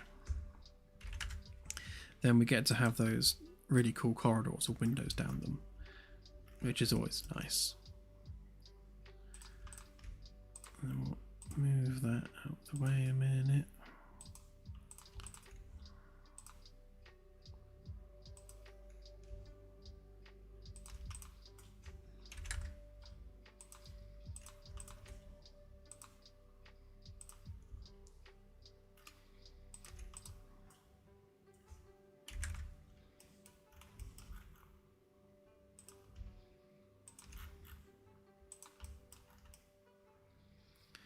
So we can go something like this.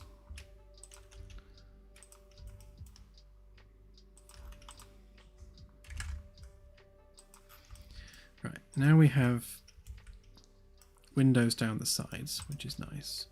And then we can perhaps double stack these. And then have the EXO and Captain quarters just being a double version of this.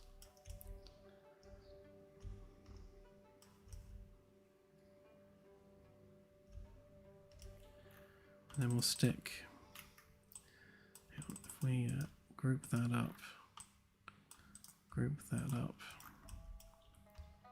stick that on deck 1, get rid of that a minute.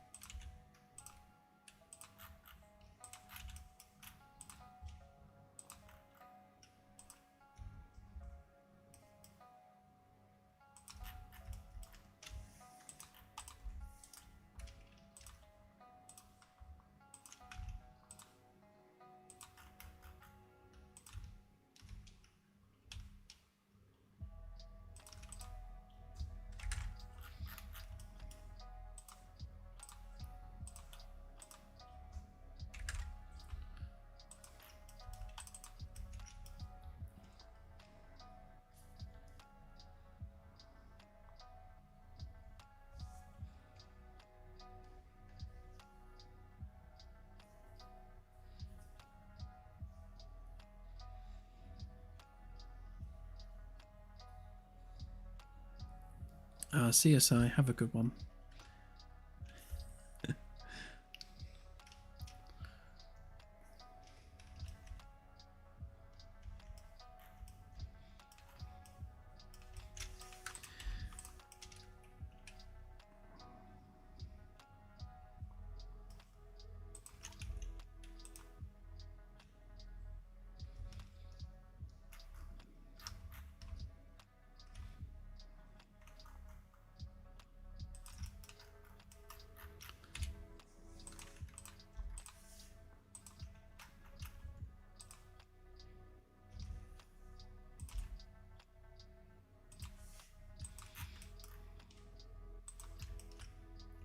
Right, so there's 8 crew quarters there, plus another 4 there, so that gives us 12. And then if we make some Captain and EXO quarters above on that one, and that gives us 14 cabins in total, which means we could potentially have some spare ones.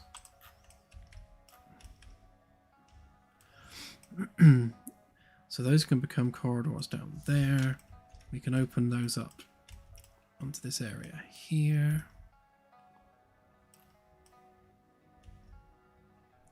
So we'll have the main crew mess and the bar area taking up this space in the middle, and we'll do some like ornate window thing in the top, and then we'll just have some ceiling lights on these ones. The ones underneath don't get ceiling lighters. And then here we'll just have a fore and aft stairwell for these sections.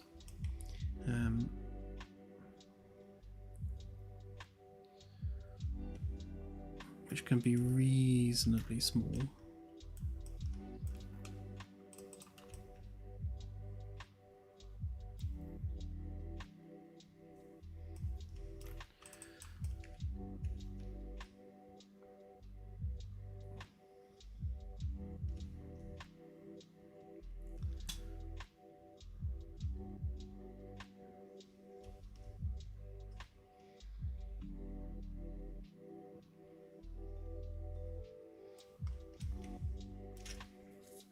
Just thinking actually, if we make, so if that's the captain and the XO's quarters, both double sized,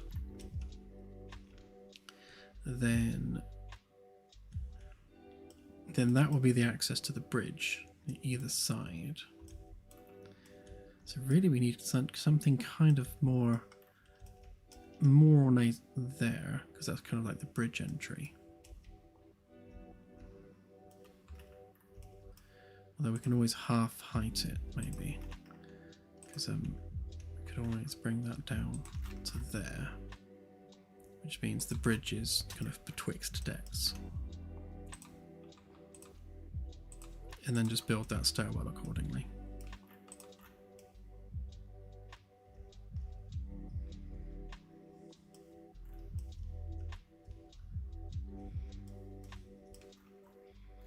Which means at the back here we can have the sick bay and crew facilities at the back there. So we've got the sick bay area, bit of a ward for some beds, and some stuff underneath for things like 3D printing and like laundry and stuff.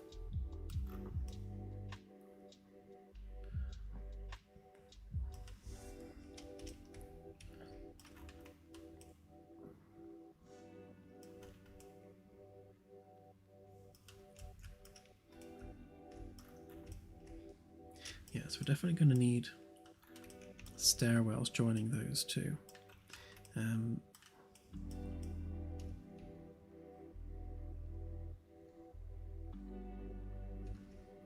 Ideally we need, I think,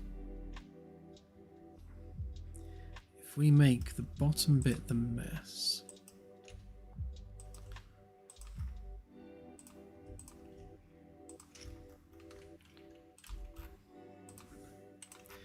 then the area above that can be the bar and general entertainment area.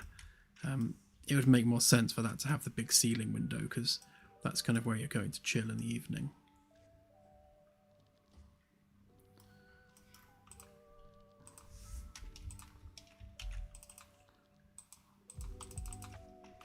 Right, so that becomes deck 2. These are all deck 2. That's all deck 1.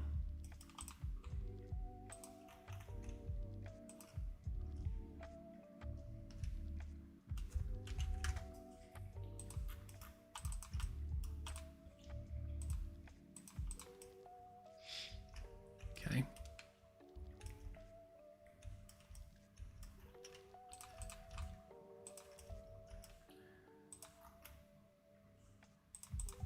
So if we take a copy of that a minute.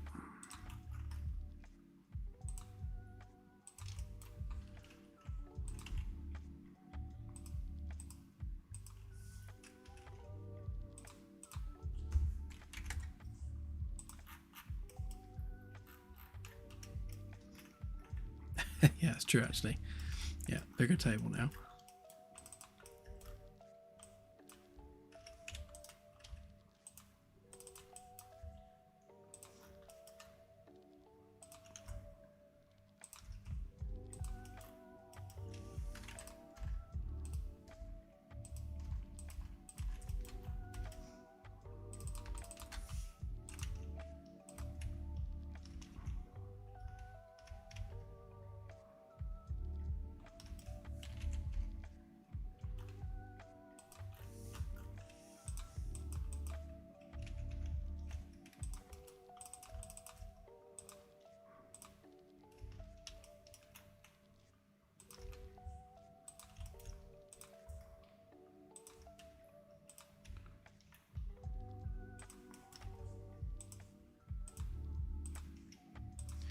this bigger because it's a bulkhead.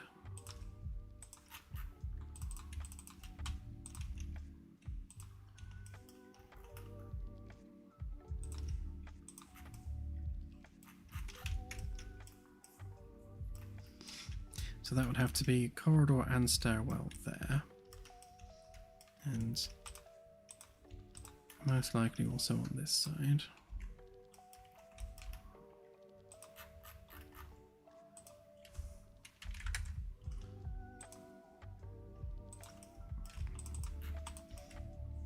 Okay.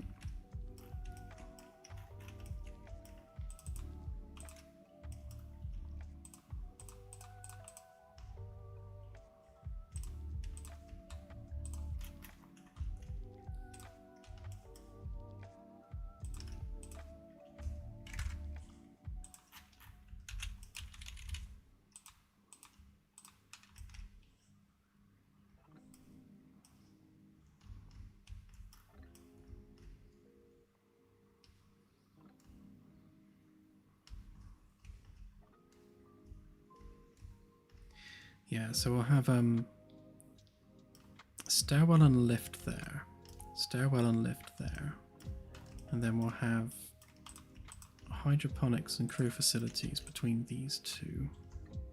Sorry, sick bay and crew facilities between these two.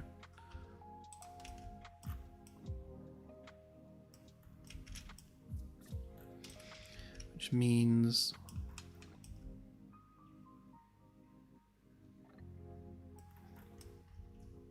we could potentially use deck space above and below for things like science labs and the hydroponics. Which means these two stairwells and lifts need to go all the way down 4 decks. So let's take that out of there a minute.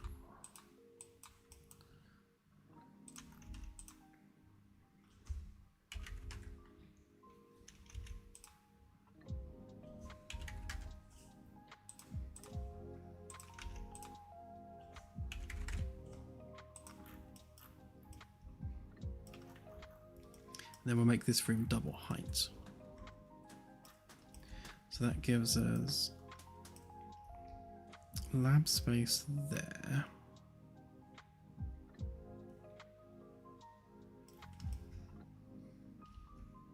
Yeah, we'll have 1 lab either side of this corridor. And then similar at the front maybe.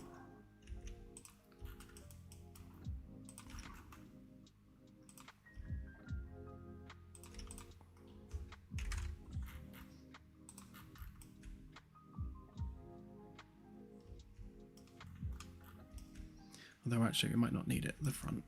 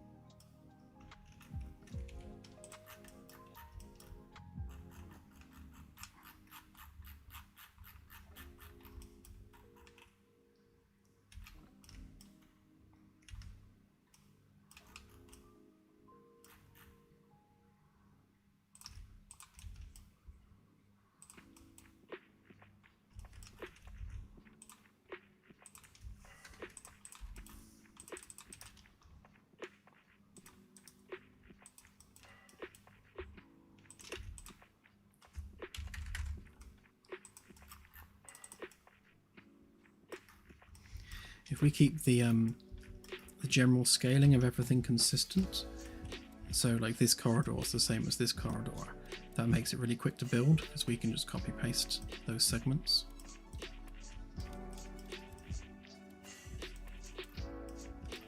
So that would be sick bay essentially. Let's just make sure this is on deck 1.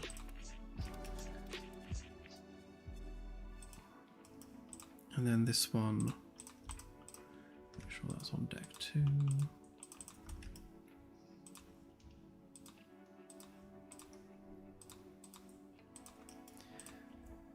Yeah, that would have to be crew facilities.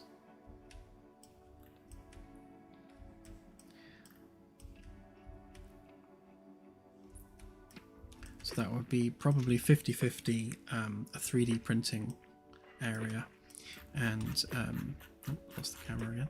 Yeah, 3D printing area on one side, like laundrette on the other side. Mess hall there.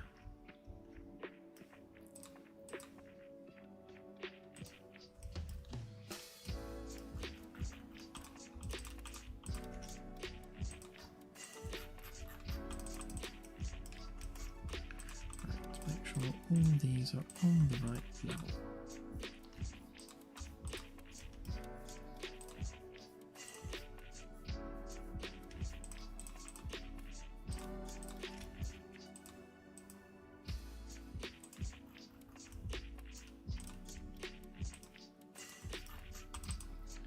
Okay.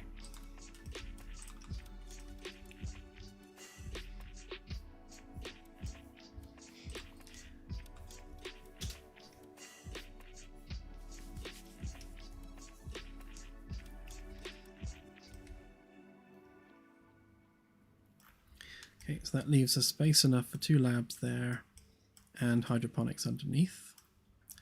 That can probably be 2-sided actually, if need be. And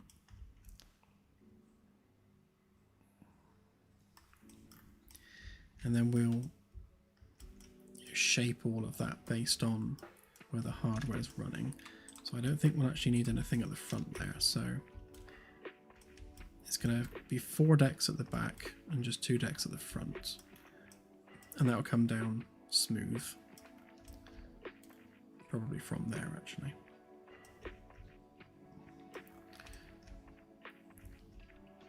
Okay. Which means you don't need that.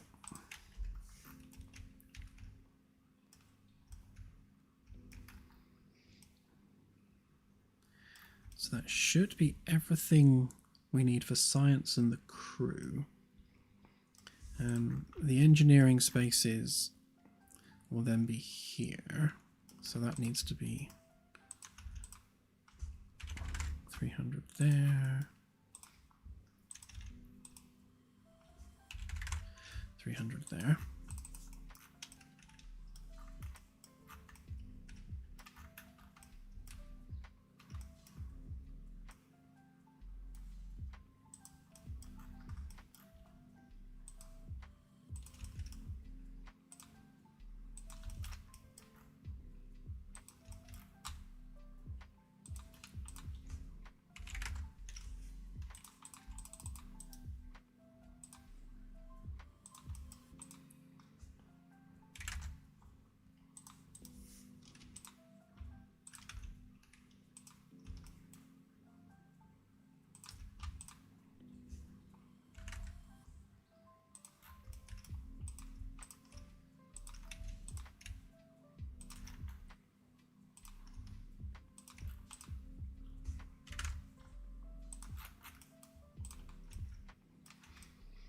Obviously the edges of this one up here is going to be curved, so we'll be losing some of that space.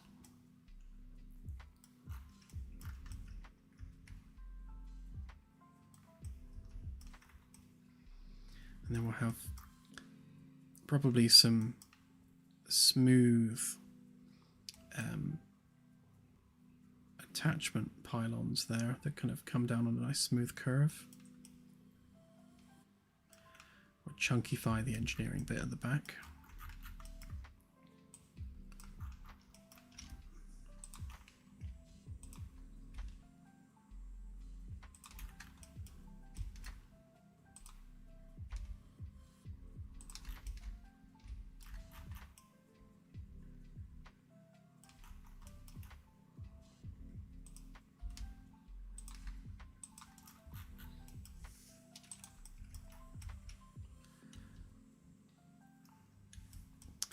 There's an additional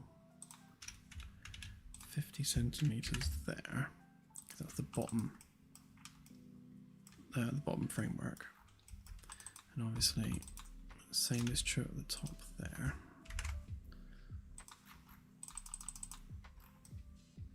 Right, so that balances that out.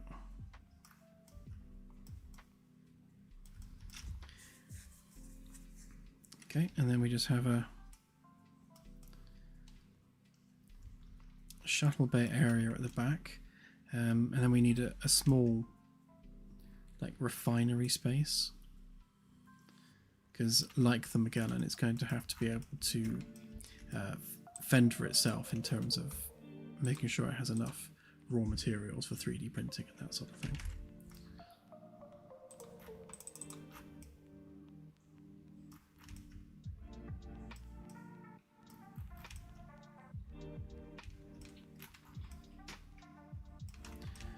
I don't think that needs to be quite that wide.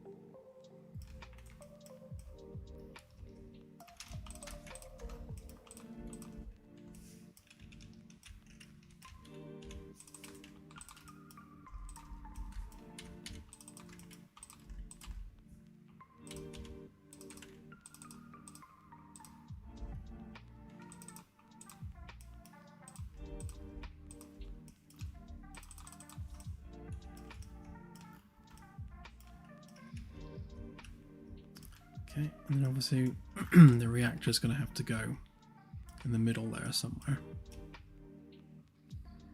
And then we'll need a battery room. Going to need backup battery room and a fuel and coolant storage and pump room, some life support rooms. Yeah, so that bit's probably going to grow quite large.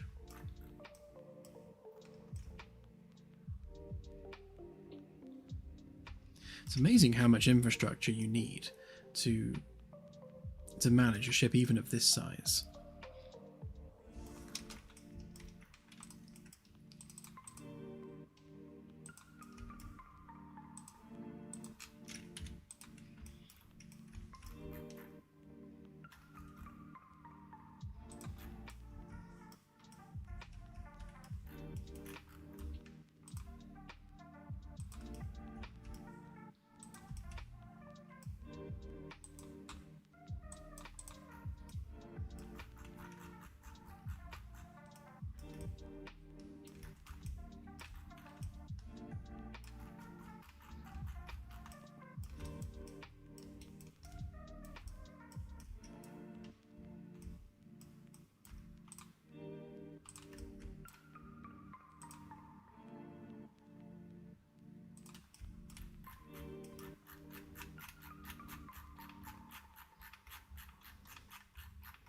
Yeah.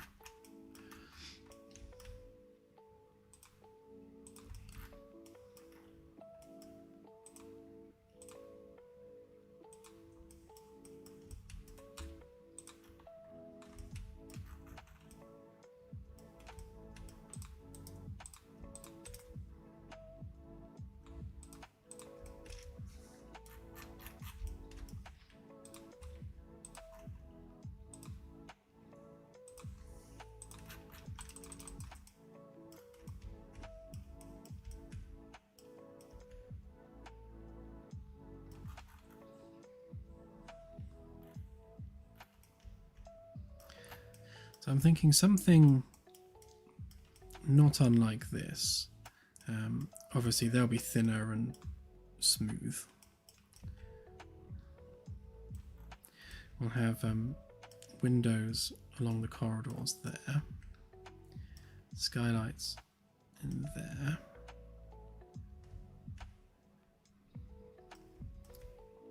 To be honest, that probably be a good curve to attach them to. And then we'll have that taper down to a point at the front where the bridge will go. I think, generally speaking, all of that's going to have to move back a bit, because we're going to need an extra couple of rooms in here.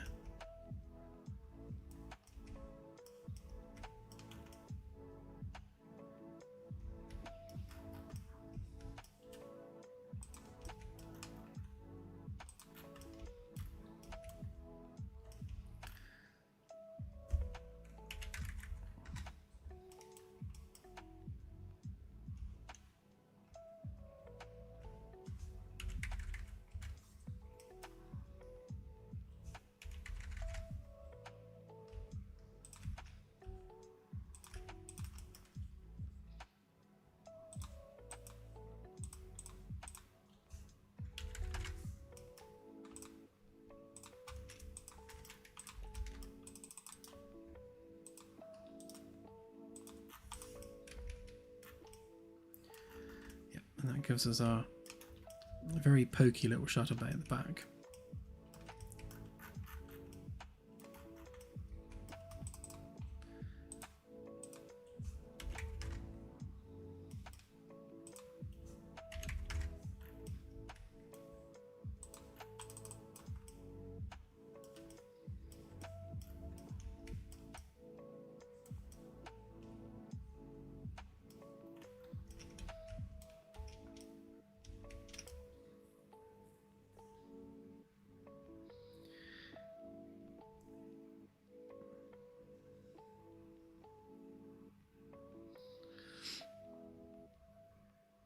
Yeah, I mean, I think certainly for the crew, confining to quarters, would be sufficient. Although I'm sure we can have a cargo space you can lock.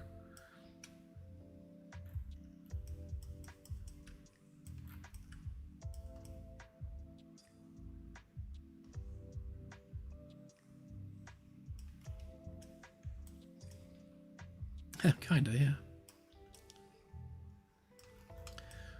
Obviously, we want the engines to be massive and powerful, because that's the way we like it. Yeah, then we'll taper that as gradually as possible. I'll try and round that off some more so it's not quite so boxy. We don't want it to be as tall as it is wide, so we'll widen it artificially by cutting off some of these corners.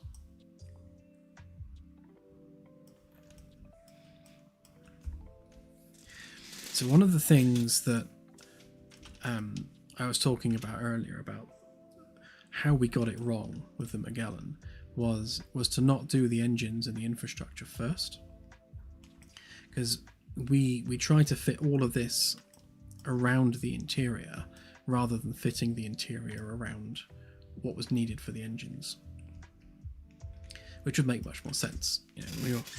When you're building a ship, you're building the ship around the engines and the power infrastructure.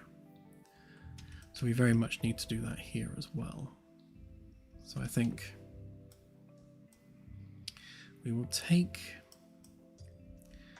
the center line there.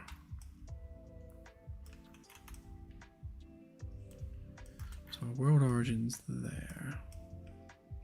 I'll probably move that to the balance point at some point.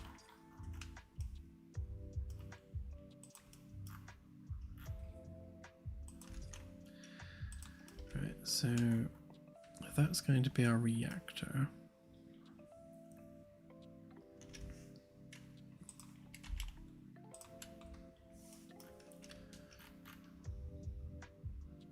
Doesn't need to be super big. To be honest, even that's a bit too big. If we make it 3 meters across. So this would be the main reaction chamber. 200 that way, 200 that way.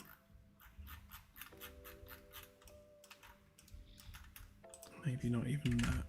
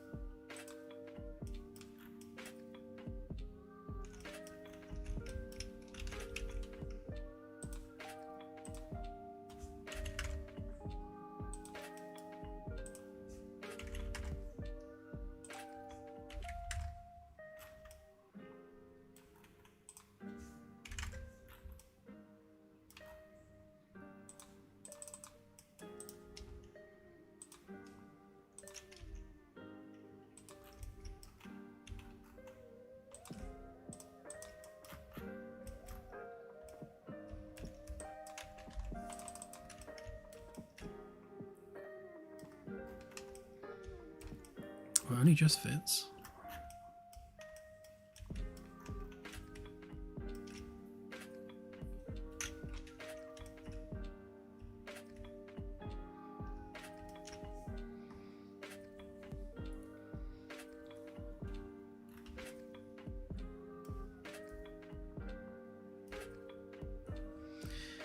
Yeah, there's different reasons to have bridge. I mean, you know, on an actual aircraft carrier, the bridge is right at the very top of a tower because that's where it's needed for visibility.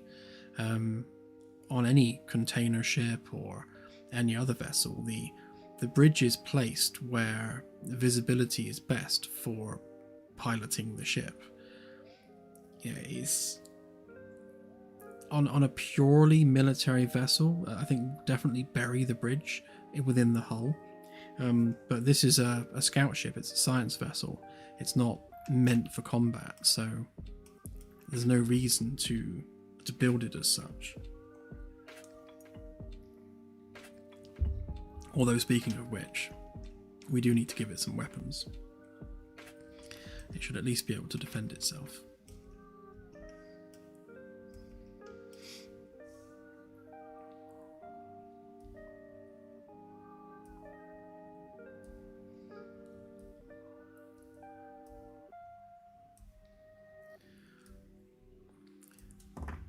Yeah, I mean, I think, yeah, bridge is probably secondary to engineering, and generally speaking, you can fly the ship from engineering. But yeah, as much as, yes, you can have TV screens rather than windows, there's no substitute for looking at something with your own eyes, certainly in a science vessel.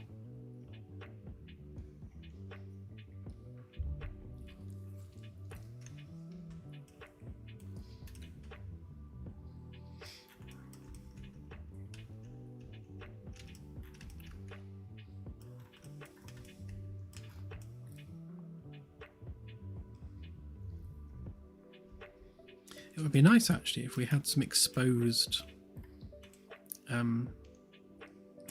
hardware, both above and below the engineering section, like directly linked to the reactor, like vents and things. That could be quite cool. So unused plasma can be vented at the top and the bottom.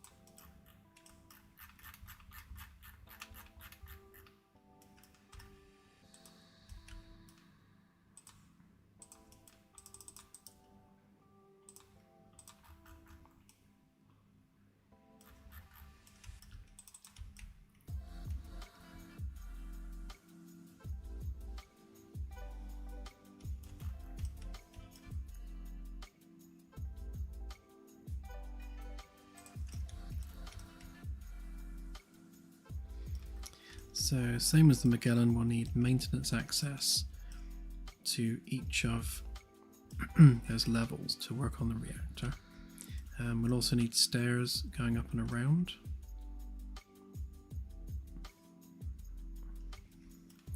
Try and make all of that generally smaller.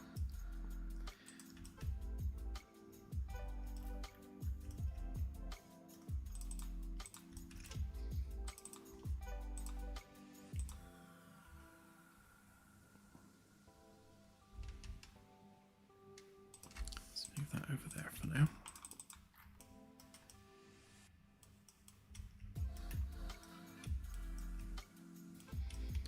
So we're going to have the power from the reactor go straight through the engine pods into the ring, which is nice and simple, although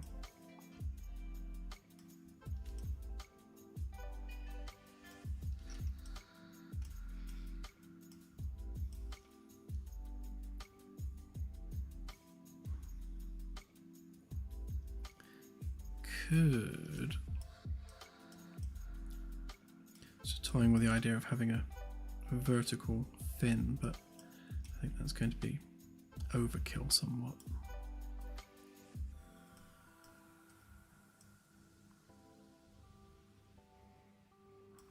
I don't know, I'll riff with that and we'll see.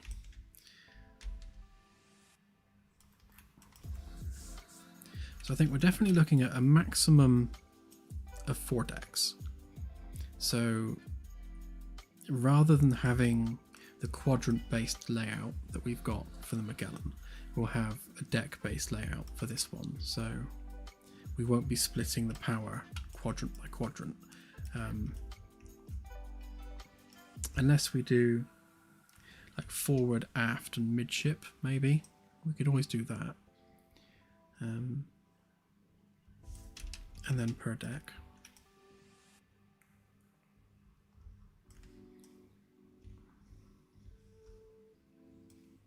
Yeah. That would give us more granularity over the controls.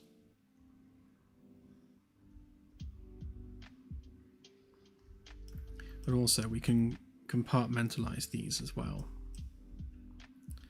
Because we could split these into sections, which would make the power distribution somewhat easier.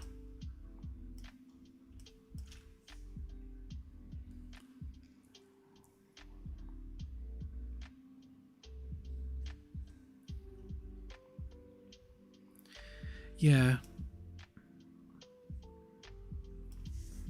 I mean, given the very little amount of space that we have, deck by deck probably would be sufficient. If not, then I'll do forward, midships, and forward, midships, and aft, just to split it logically along the length.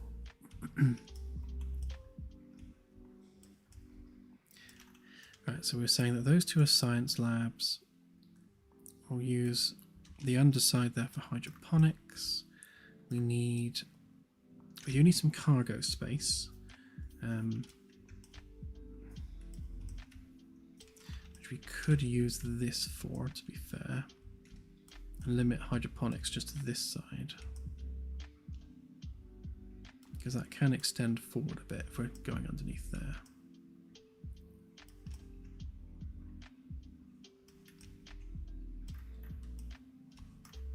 Yeah, then we can perhaps have some side corridors coming around here to the shuttle bay, so that the traffic from the shuttle bay doesn't need to go through engineering, it can go past it. Which means we can then keep engineering secured. So that makes sense from that perspective.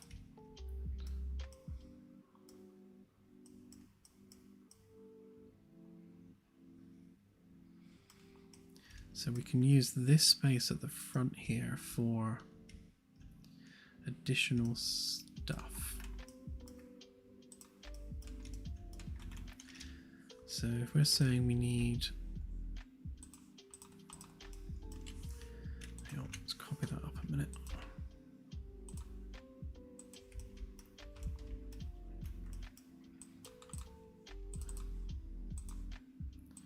So that's 2 meters, and then if we give it another 2 meters for stairs,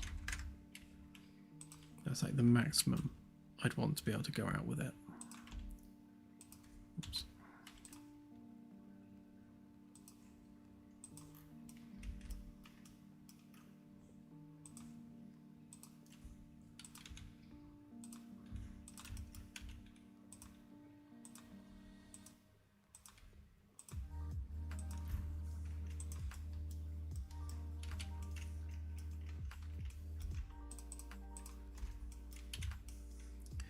Something like that.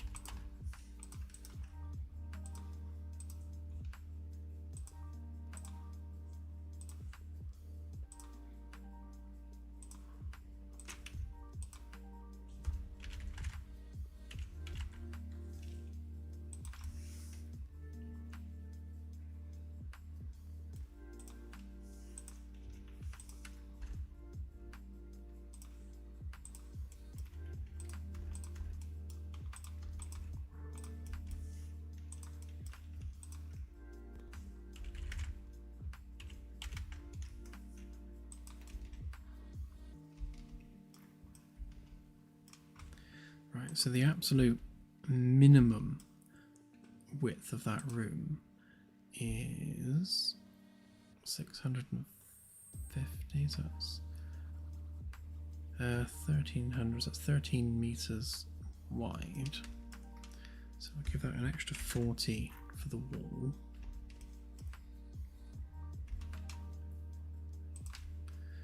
An extra 40 that, 40, no. 40, and the same on this side.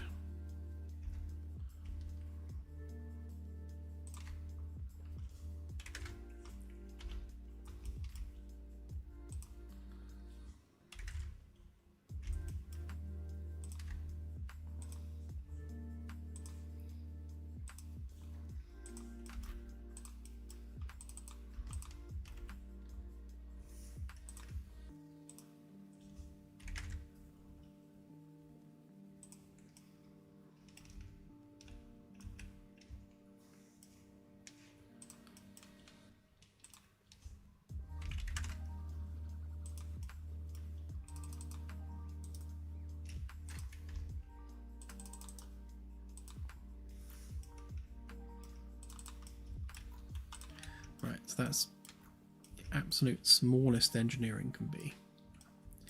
And of course we need this now on every deck. Should be 50 between there, yep.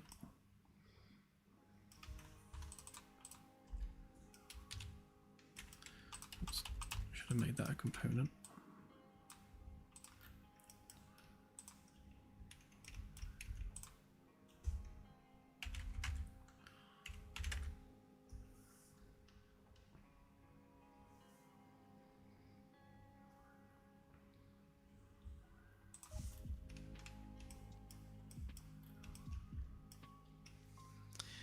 Yeah, so the plan with this is, yes, it will be available on dev builds, but it probably will also be our first pay-to-play ship. That's not been fully decided yet, so watch the space on that.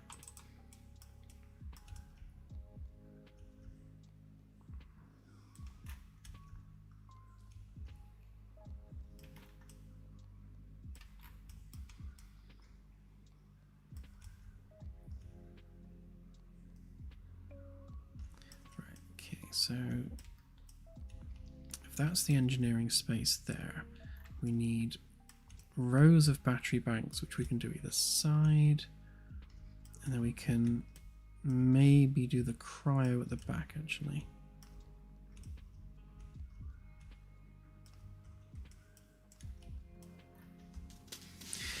Yeah, so the free sandbox that we'll be releasing will contain all of the backer ships. So it should launch with, I think it was 12 ships when it's done. So basically those are all the fleet admiral vessels. So in addition to that, in order to fund ongoing development, we need to release some paid ships as well. So that's one of the things we've been saying all along, is that obviously to continue developing the game, the money has to come from somewhere. We can't just release everything for free.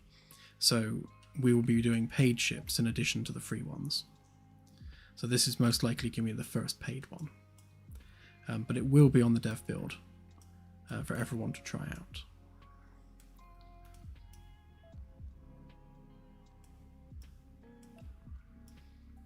Yeah, people are expensive.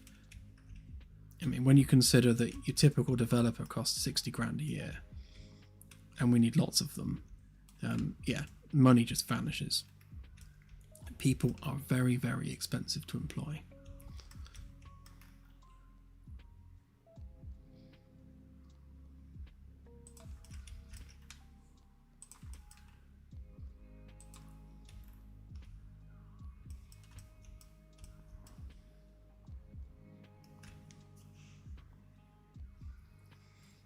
Yeah, so while it's under active development, it will be available for anyone that has development build access.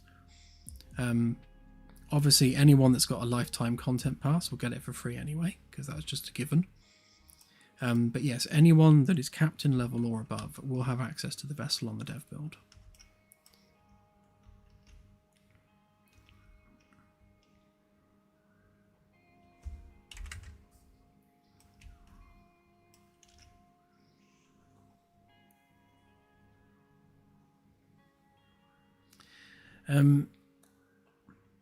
Yes, so there will be future Fleet Admiral vessels, which are basically, I guess the easiest way to look at that is it's a commission.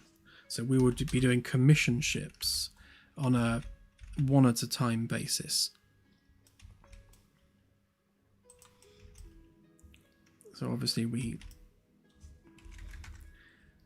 they are a reasonable time investment to build. So we're only going to be doing them one at a time.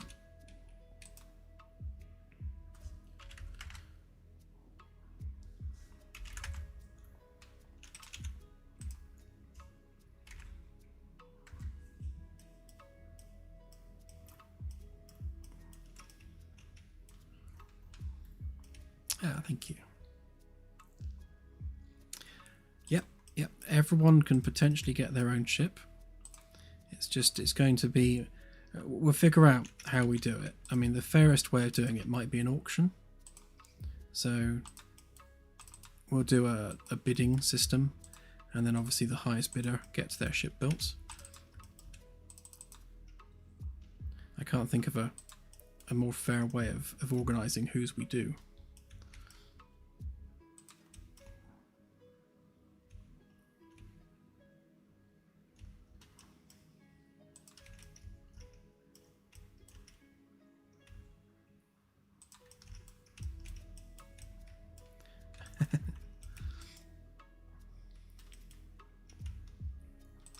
Yeah, I would be interested to see exactly what modders can come up with, because obviously there's a lot of work that goes into building the vessels, and a lot of tools and systems that need to work in concert in order for that vessel to be practical and work within the game.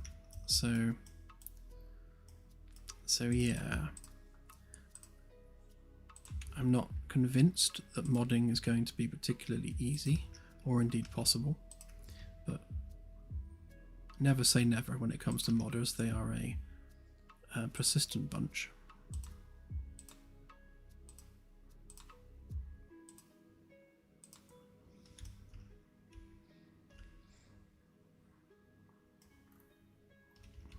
How do they measure that wrong?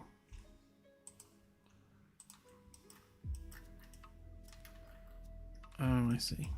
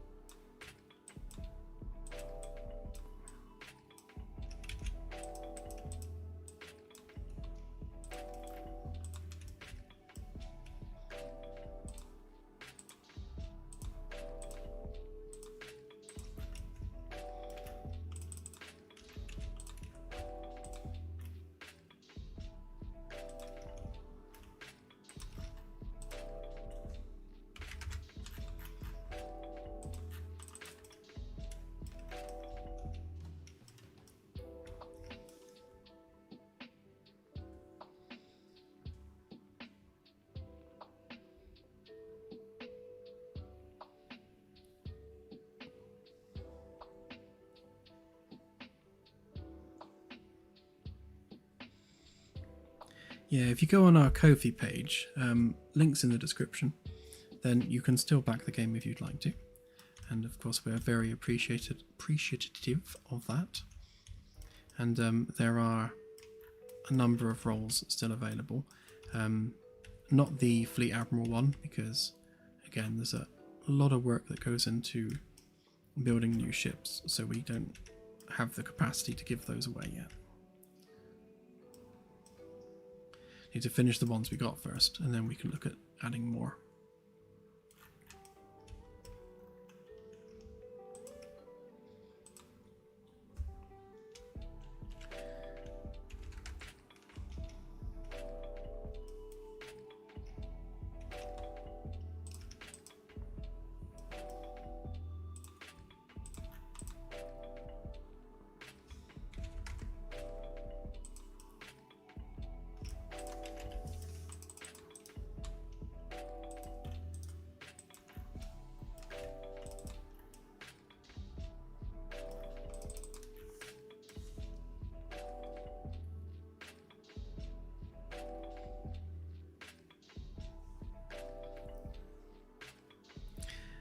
Yes, it will have a fuel scoop, and it will also have to have a mining vehicle too. We'll tuck that underneath somewhere.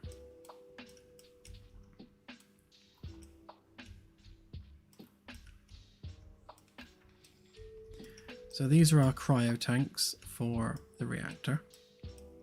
Obviously everything's a lot more condensed and closer together for this ship. We'll stick the battery banks. We'll raise them vertically in line with each deck. So each deck will have a battery bank on that deck. And then we'll squeeze in some emergency ones somewhere.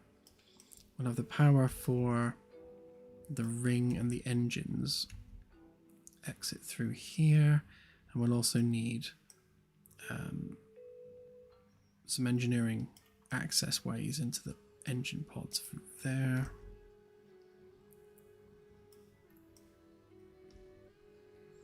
And then the corridors from what will eventually be the shuttle bay here somewhere, we'll need to route around that.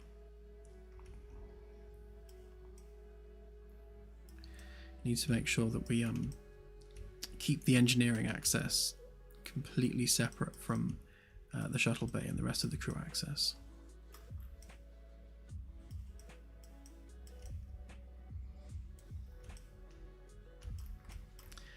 So how big are we now? That's the question. So currently this ship is 100 meters long, exactly. So it's a third of the size of the Magellan.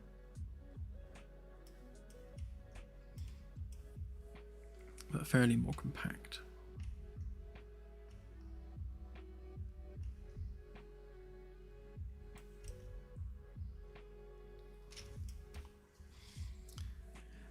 Yeah, so we got a capacity for 14. Whether we use 14 remains to be seen. Obviously, we want this ship to be manned by a small group of players rather than having to rely on NPCs. But we'll have to see. This one might be slightly too big for that. Once you start adding the infrastructure that's needed to support a crew long term in space, the ship grows quite big quite quickly. Although we should be able to compact engineering into this space here. Yeah, we still need life support.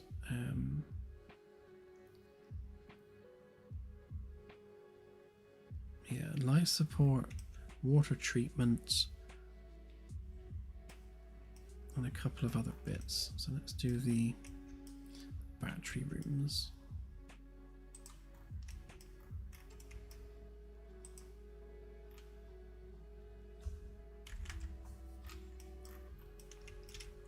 And I'll once we've got all the physical hardware kind of catered for, then we'll have a look at what we need for a quickly copy pastable segmented layout.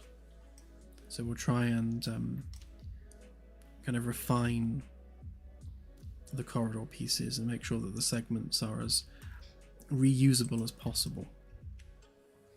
Actually, let's sort out this curve a minute here. So if we say we take half of that,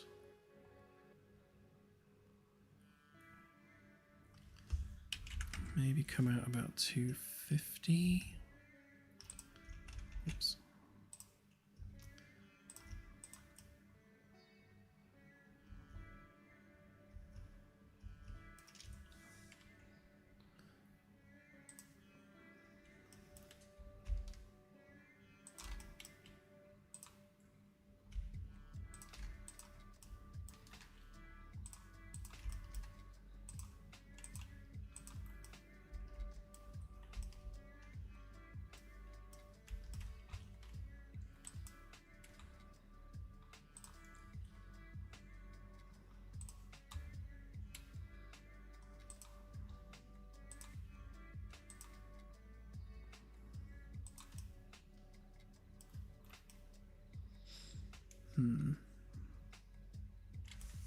About half that, I reckon.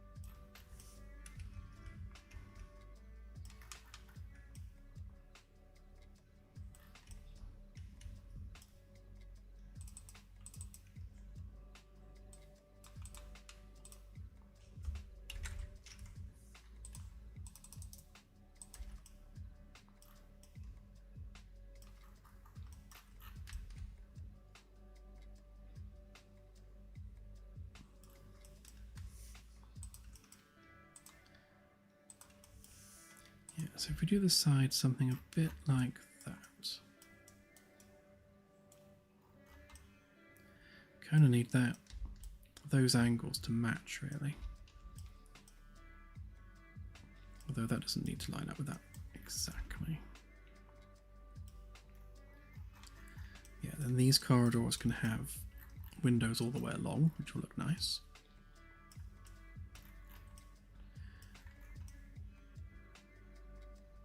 But what we don't want to do is we don't want it to be too uniform along its length.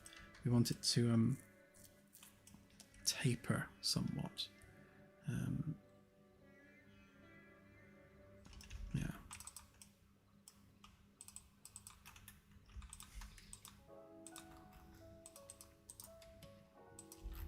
We'll rethink that bit.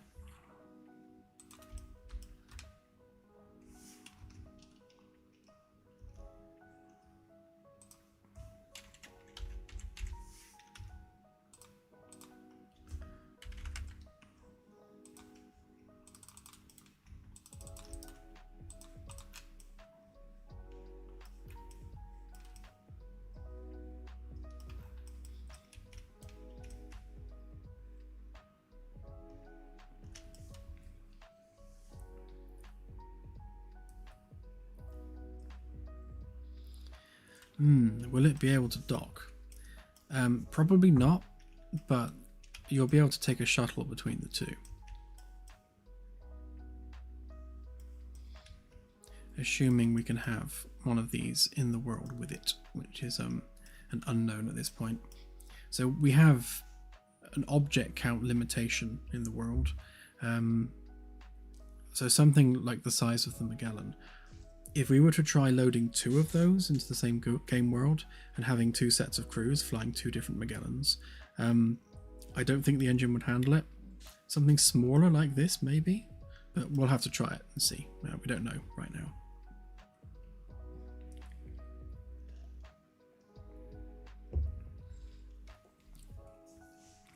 We will have airlocks for small vessels, but when it comes to big vessels like this, we're using shuttles to get between them, because if you think about the amount of mass and the amount of inertia and the amount of pivot you'd have on something the size of an airlock, then you've got two multi-thousand ton items, probably multiple 100,000 ton items on a pivot point the size of a door.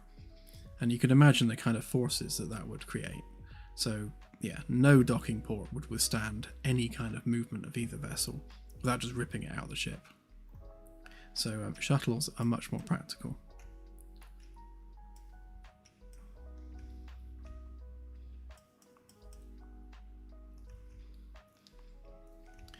I reckon we'll have two vehicles in the shuttle bay. We'll make them a side-by-side arrangement. because we're going to need a mining vessel and a normal just shuttle vessel. Again, because the ship has to be self-sufficient, it needs to be able to produce its own resources, ferry people around, and survive long-term in deep space without a supply chain to draw from.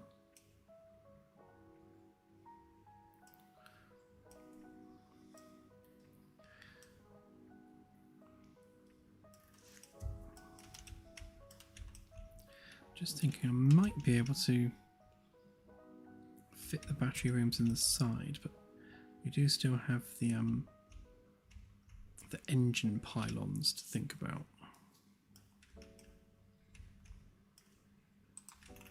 Right, is that halfway to the middle? No. Okay.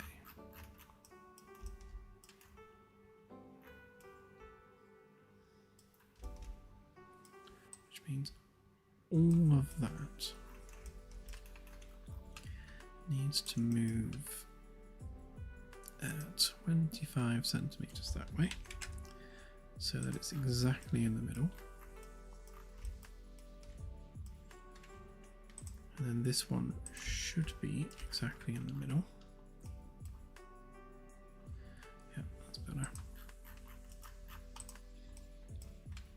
One of the modeling issues I had with the Magellan is that the world origin is the floor of the bridge, because that seemed logical at the time.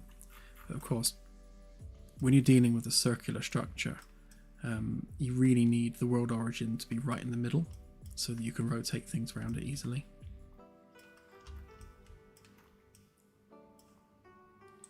And that gives us our angle for this.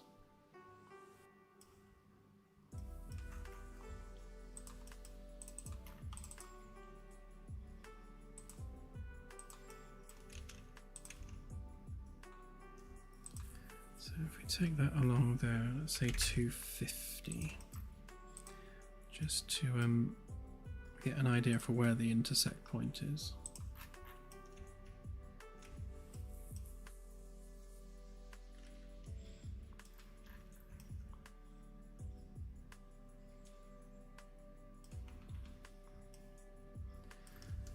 Okay, and then the question then becomes,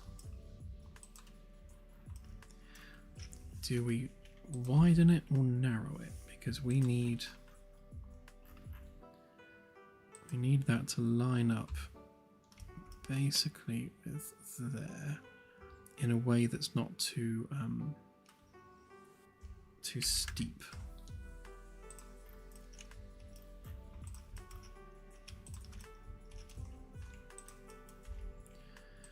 Hopefully these ones will line up just as well.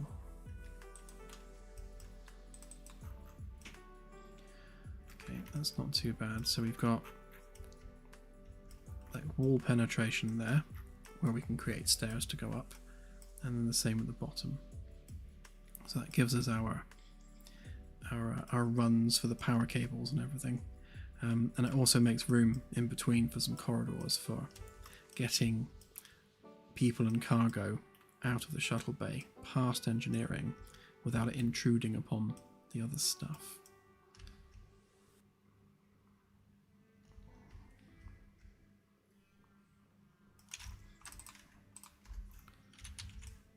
Yeah, so that can go up there, and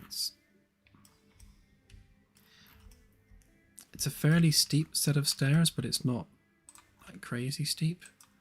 And I think standard household stairs tend to be 20 by 40, like that. So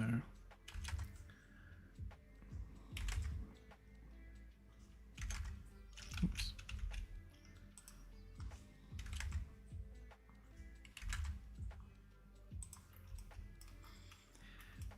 It's practically the same as a set of household stairs, so we can live with that.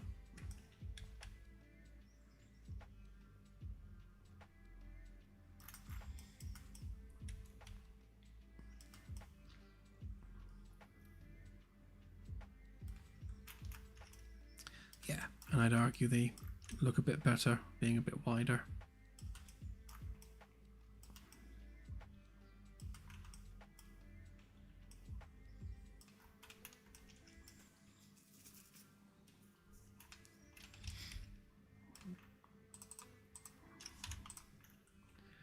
Right, so we grab a copy of that.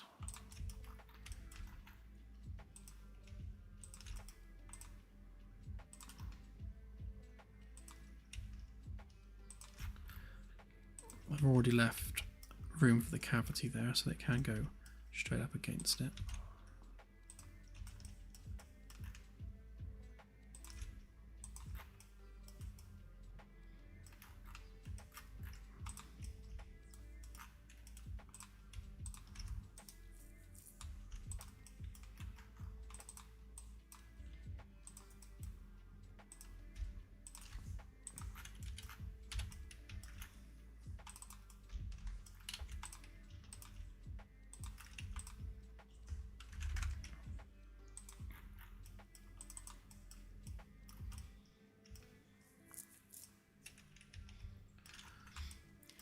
Okay, so that really defines the outermost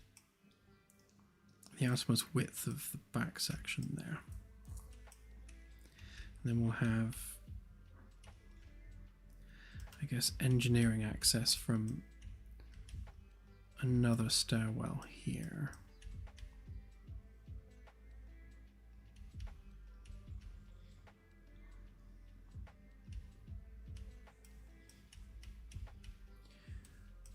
Okay, so cryo room at the back, which means we need some infrastructure rooms at the front.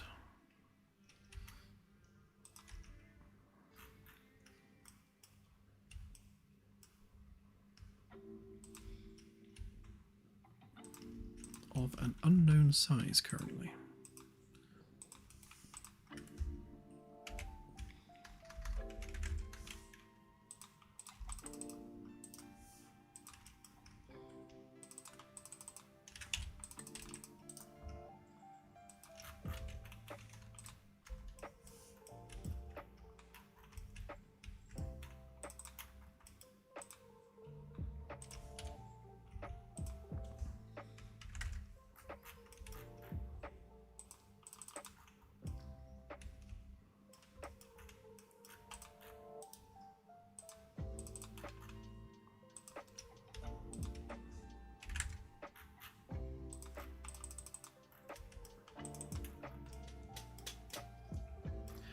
Okay, so barring any rounding off, that should be the maximum thickness of any part of the hull.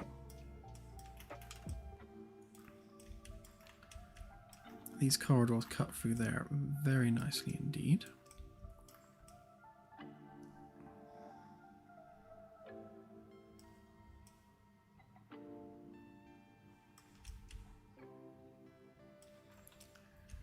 I might actually make those bits narrower at the top so that we can blend that in a bit more. Again, this is supposed to be a ship that's constructed by a luxury space yacht manufacturer, so we need to go heavy on the luxury yacht detailing.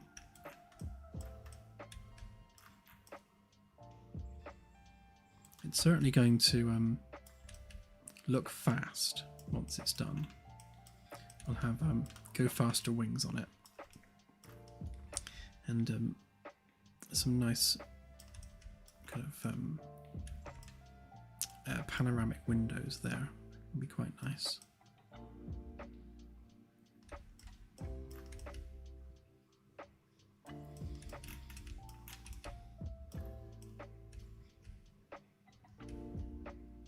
Yeah, and we'll paint it red as well.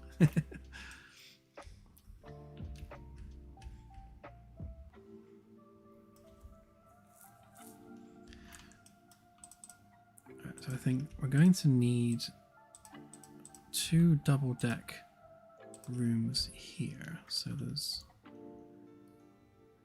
that one. So that would have to be life support. So That'll be like the air recycling, water tanks, all that sort of thing. And then we'll also need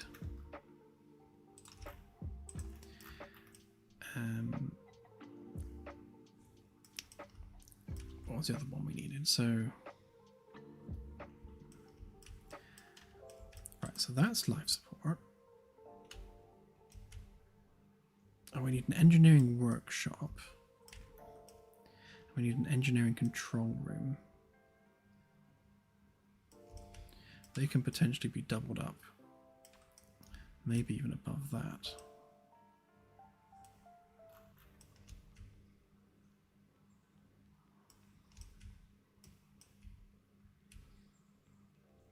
Yeah, and then we'll have some kind of a secure bulkhead arrangement across here.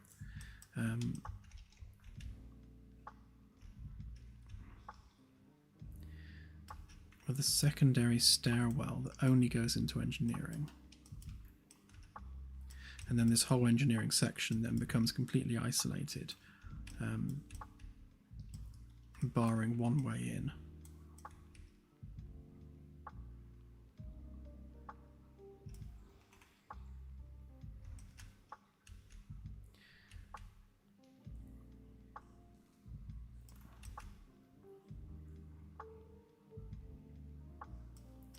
So what we could do actually is we could have a central corridor running through into there, and then doors at the back going into the cryo storage.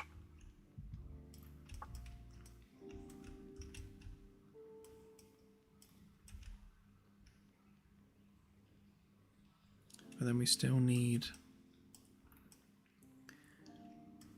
yeah, we are going to have some fuel scoop hardware underneath. Yeah, so actually at least oh, actually no, we can do that under here, can't we? Because if that's all the cryo fuels there anyway, we may as well build the fuel scoop hardware underneath the engineering section, and then just funnel all that into there. Yeah, so we'll have access down into that.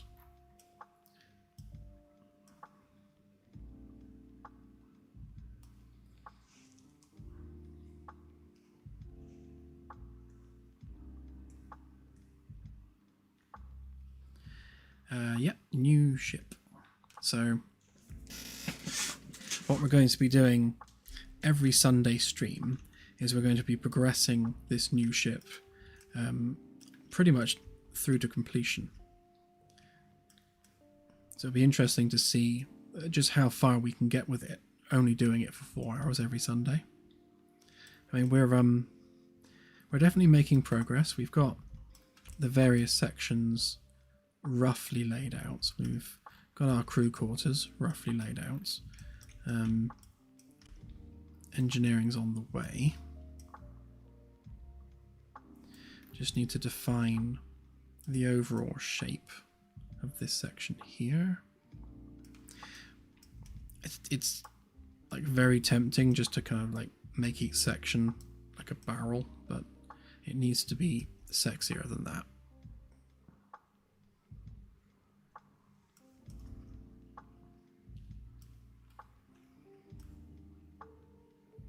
We've definitely got good things happening here in terms of logistics. So a lot of the challenges are literally around, you know, how are you going to route stuff? How's that going to fit? But we're in a good place there because we can get stairs up there, and that should align there nicely. Yeah, because the floor level's here, so that aligns with that very well.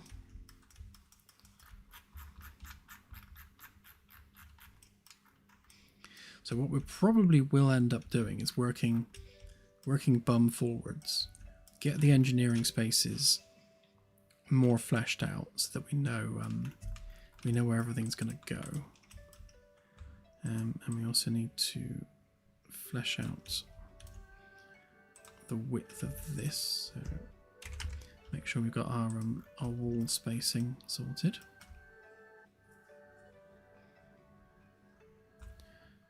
Although that one's an outer one, so we'll give it an extra bit.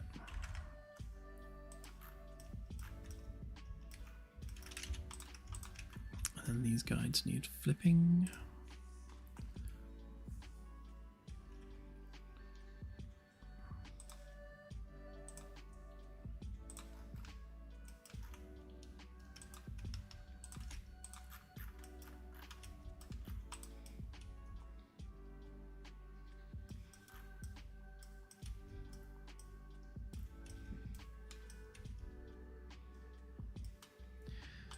So, do we have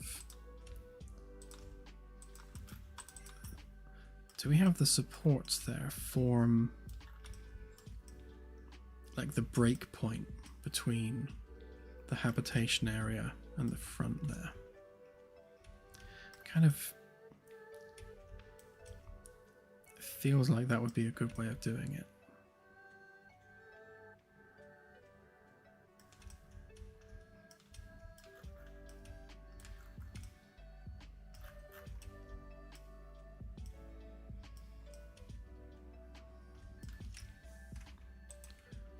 Sure this is lined up to the middle there as well.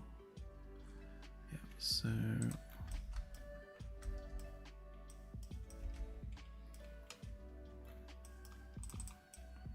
rather awkwardly, all that needs to move over.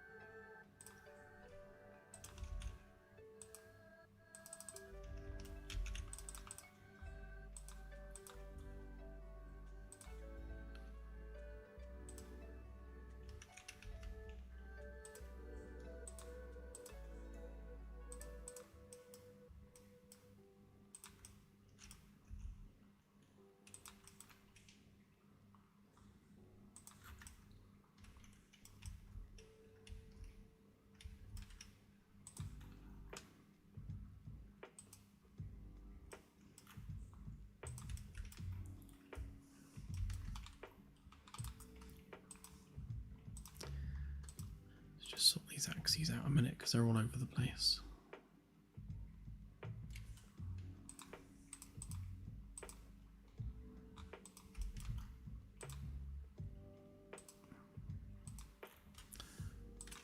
That's more better.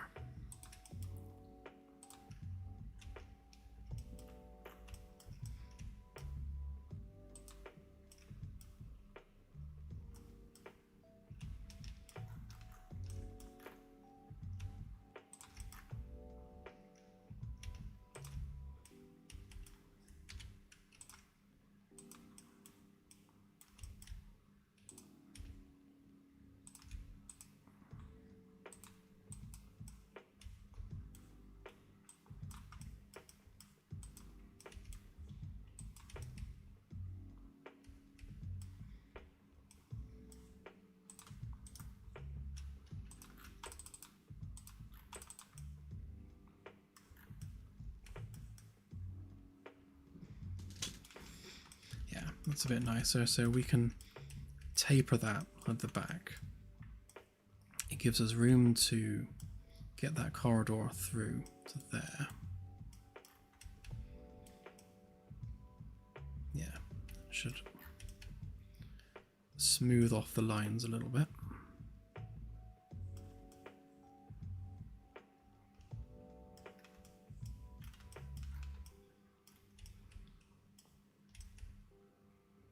We're definitely going to have to up the size of the engines slightly because they do look a bit pathetic at the moment.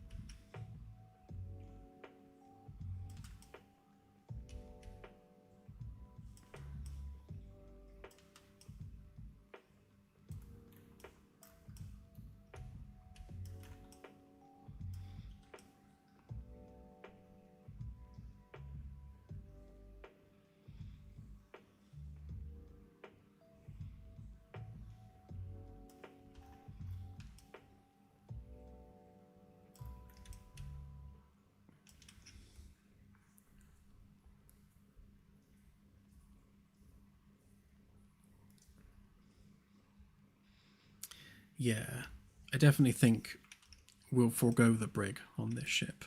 I mean, it's a corporate vessel, and there's such a small number of people on board. I think confining to quarters is more than adequate.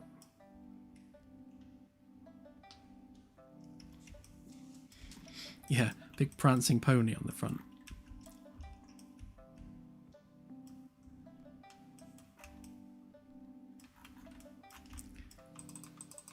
Right, let's think about engines a minute.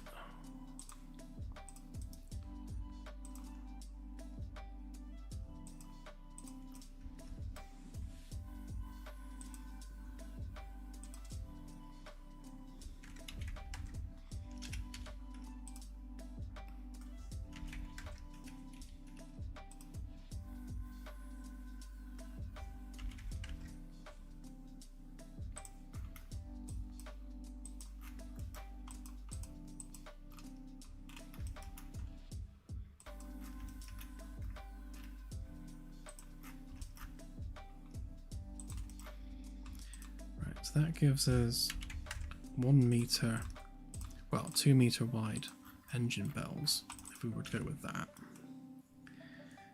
Obviously, they also work at the front too.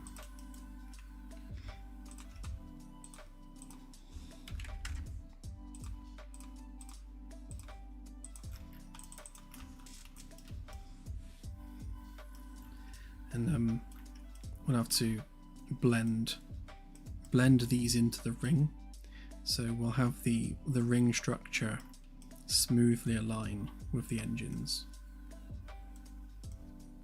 maybe almost flush, to be honest. We'll see how that looks.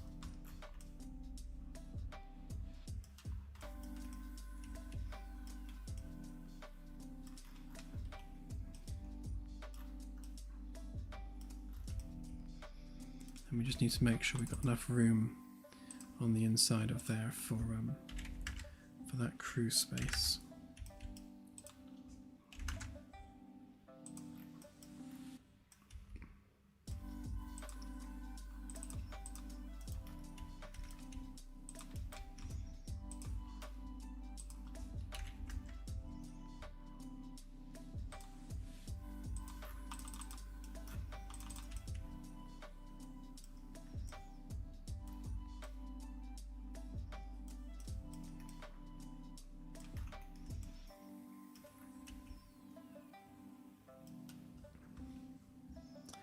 Yep.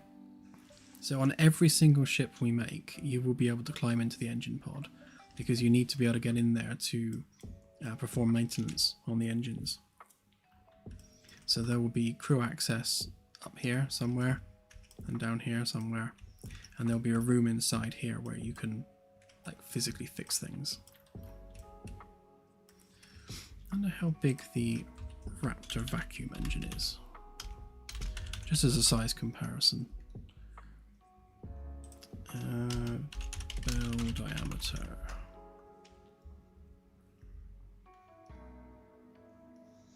So the Raptor vacuum engine bell has a diameter of 2.4 meters.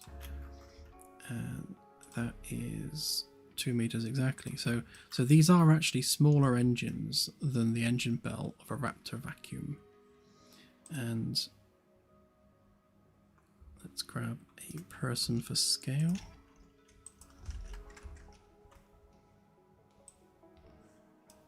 Yeah, so the engines are about this big, so they're not huge.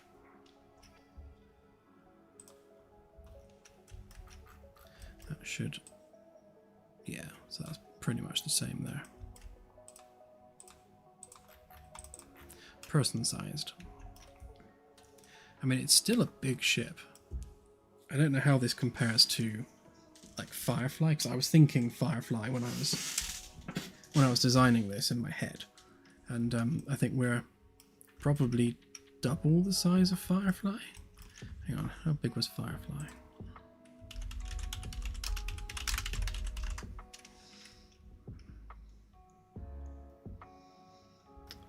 82 meters. And we are 106 at the moment, so to be honest, we're not far off Firefly's size, especially if we can shunt that in there a bit. We might be able to be actually pretty much on par with Firefly, which would be cool.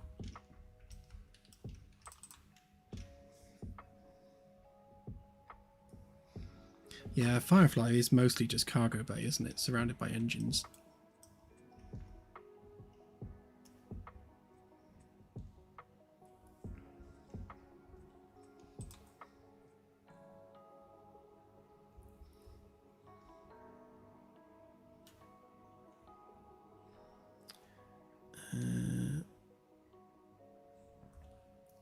Hang on, I've got the exact measurements here. So it's 378 feet 8 inches long, and this is why we love SketchUp. It's 92 feet and 6 inches wide. Oh, sorry, that's height.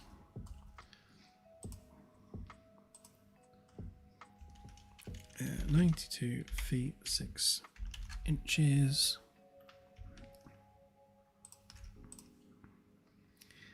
And then it is 204 feet and 2 inches wide. So obviously that includes the engines. So yeah, so that's how big Firefly is compared to this. So to be honest, it's comparable.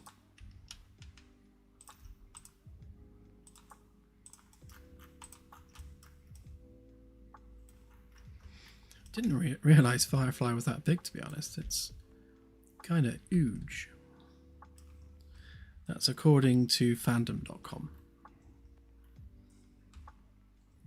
I suppose, yeah, I mean, the engines stick out this far, so yeah, it's like that, but with engines.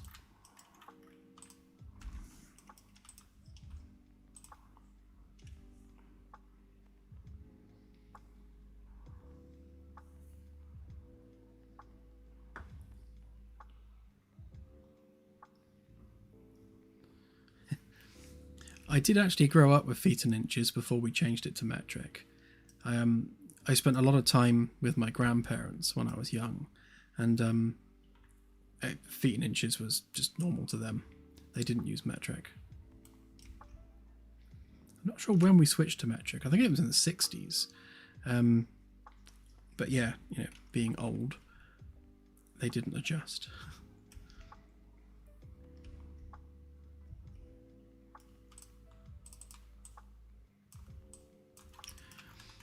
Right, so we didn't want doors on there or there.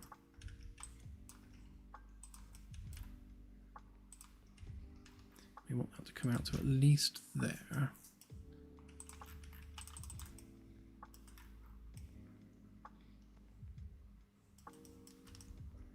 We need to measure the scale of whatever's going in there.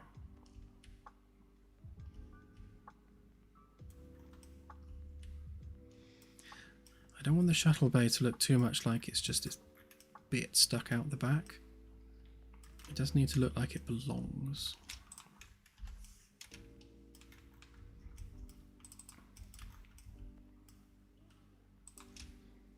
Just make sure we are going to the correct scale.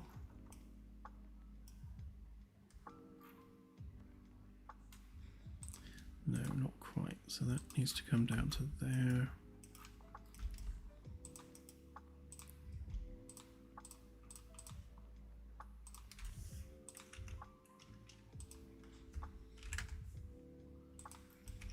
That's our top bit.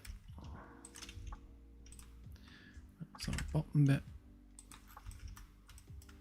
Which means the door goes in the middle.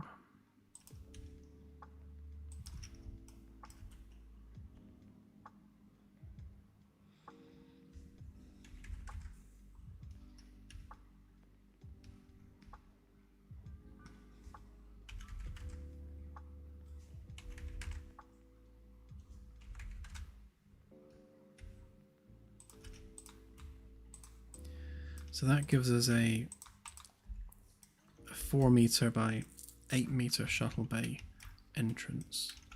And I suppose that needs to be at floor level, doesn't it?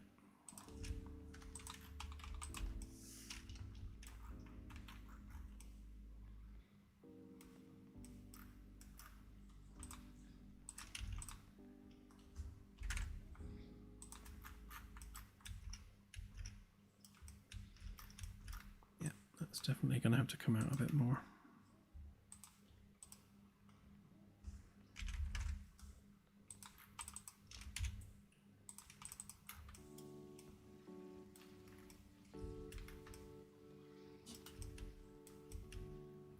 We could potentially even have just 2 very small shuttle bays next to each other. But I shall see when it comes to it.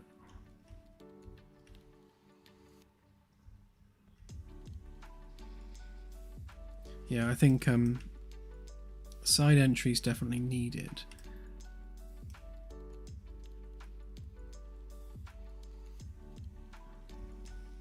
We could put a shuttle bay control room above there, looking down into it, but that requires another person.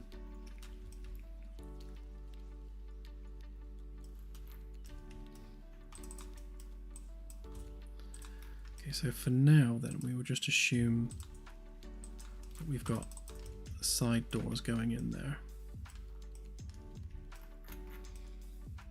This back section is going to need some work to make everything fit properly.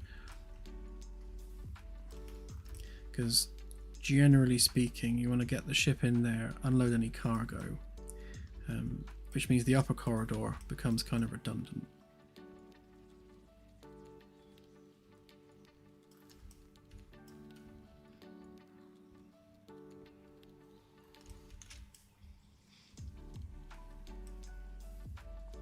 Yeah, visiting shuttles is an awkward one.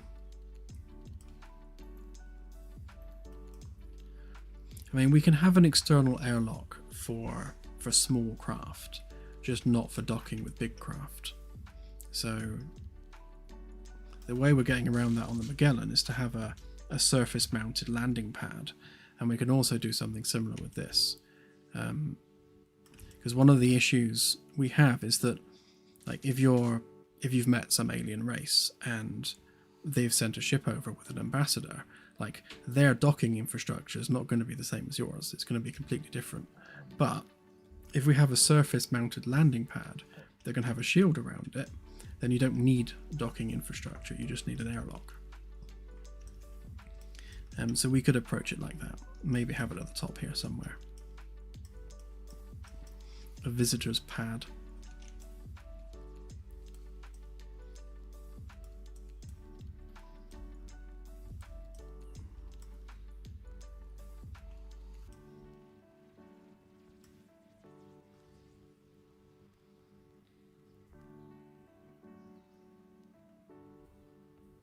Don't really remember the DS9 ones. I remember the big rolly doors, but I thought they were actually airlocks.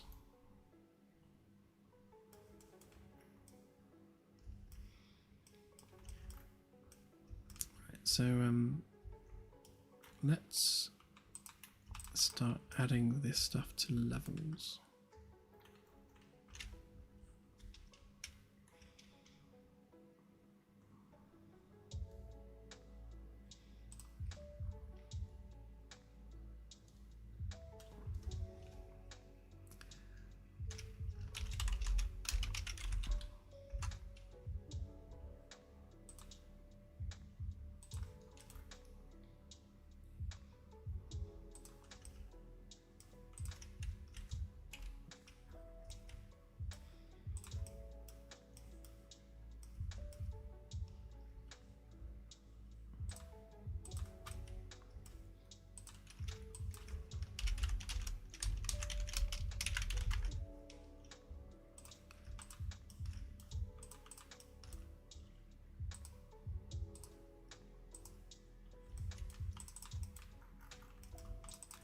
Kind of need to split these in two, really.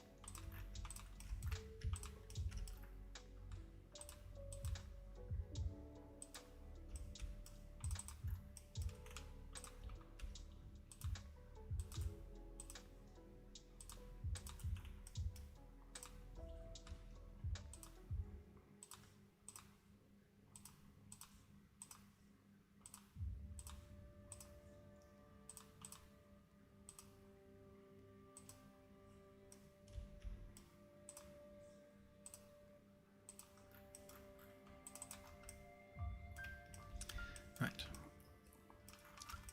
Let's see if we can sort out these stair areas.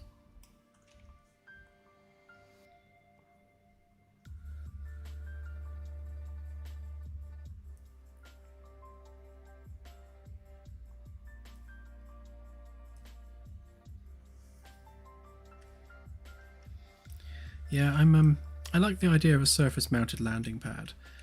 We went that way on the Magellan to solve that problem. In fact, there's 4 of them on the Magellan. Yeah, so we'll use that.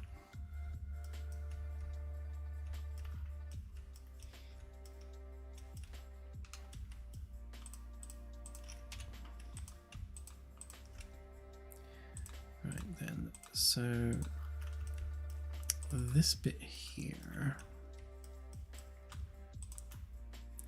So we're using a 3-meter width for the corridors, internal width, 250 high. We could potentially turn this into 3-meter segments.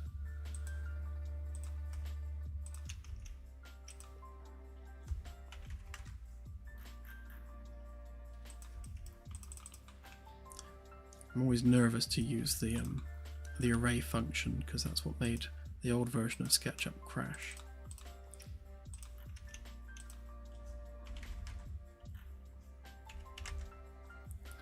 But not this one, it would seem.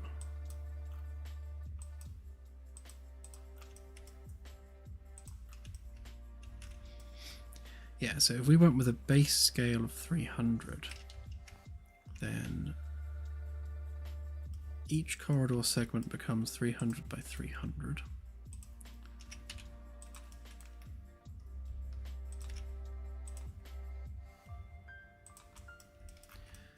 Which means when it comes to building out the other ships, we've got more of a consistent scale to work with.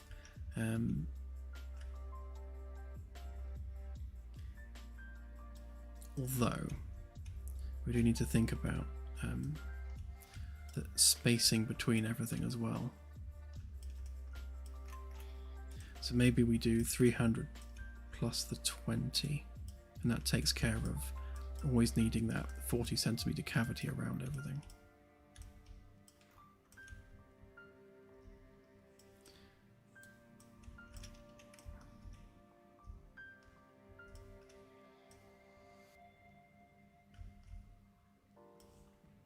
Yeah, which means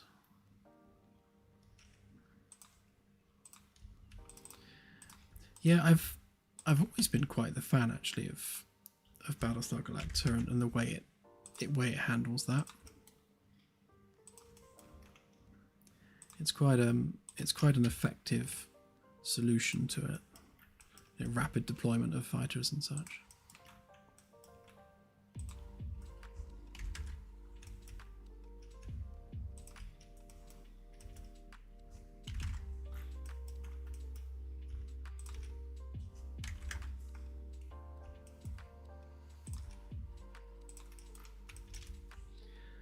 Yeah, so barring any edge bits where we're having to actually mold it to the shape of the hull, if we stick to 300 and a bit, then we get these consistent sections that just join together nicely, and then we can model the interior rooms and such based on that scale.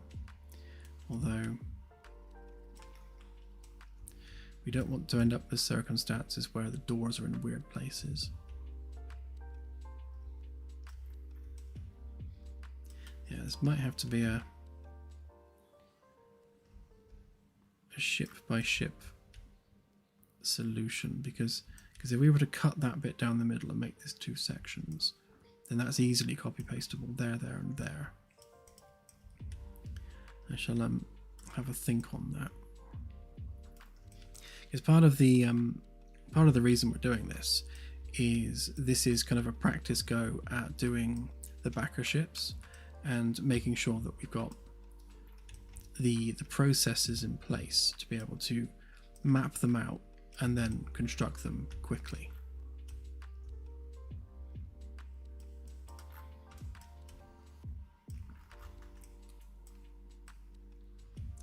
Trying not to do too much proprietary stuff, although we are going to need a definite staircase here, and then one there.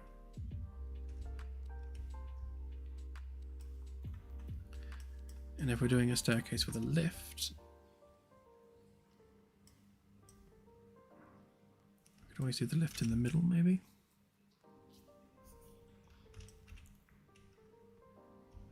Let's have a quick look at that in a minute.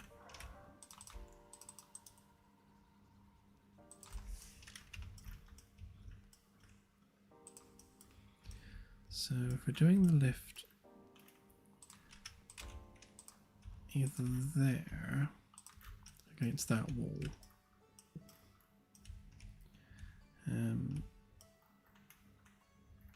or we double width this and put the lift in the middle with stairs either side of it. Don't really want to go with a spiral if I can avoid it, because that will just make this even bigger. We want to try and keep it reasonably self-contained.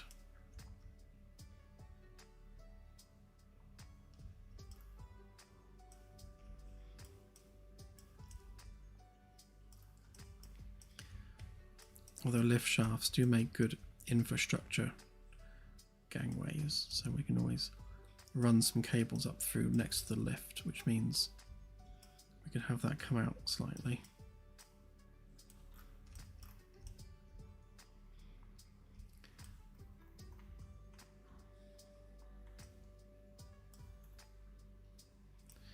Yeah, I didn't want to go down the route of using lifts, but we do have cargo that needs moving around, so sticking cargo on a trolley is much easier with a lift environment.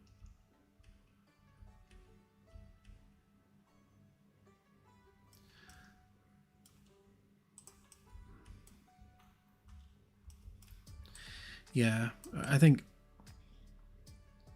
when you're dealing with a situation where you do have artificial gravity, I think a lift is just one of those infrastructure things that you need.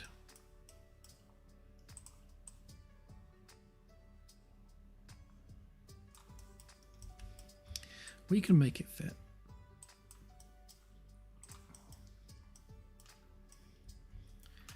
Yeah, so if that's where we're coming through a corridor on the other side, I may as well start cutting those out. So that's our entrance in. And obviously that needs to make sure we've got the cavities there to support the door track. Definitely fine on that side, but might need to extend that over.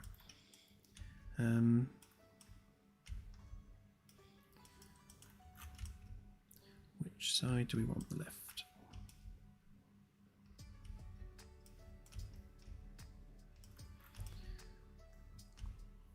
So this was going to be med bay, wasn't it? So med bay especially needs the lift.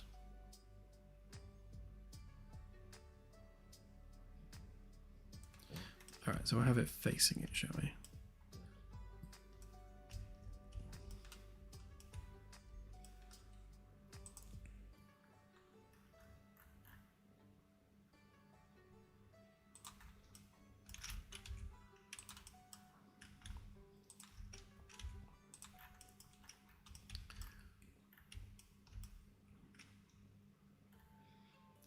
So we want the lift to be reasonably sized.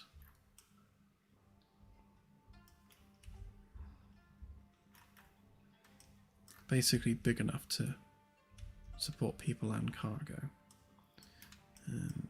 So that would be a 3 meter interior, which is too big. Maybe we'll go with 2.5. No, 2. Let's go with 2 a minute.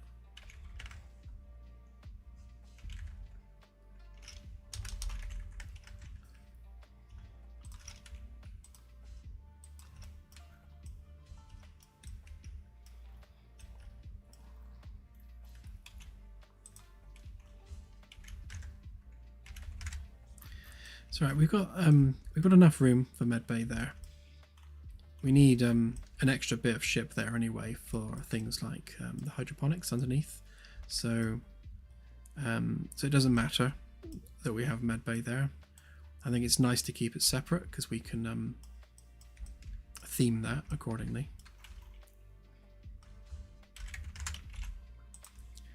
So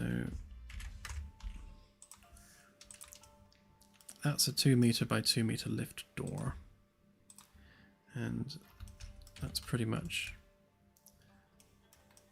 the smallest that can get in terms of opening width.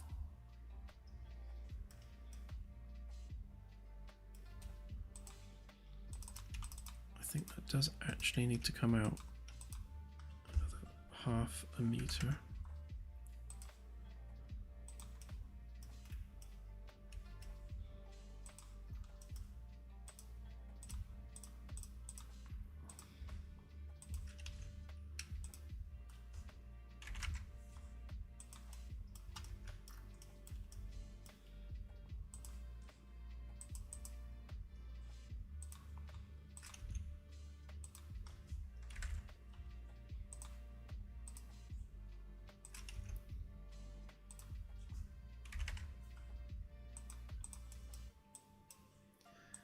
Basically means our lift car is 2.1 meters by 3.2 meters,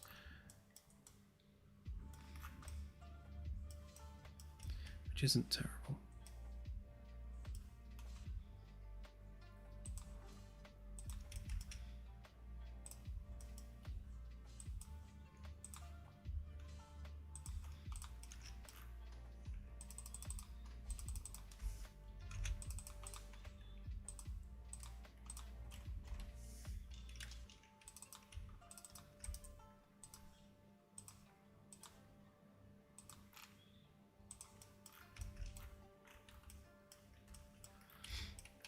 Okay, so that would be there.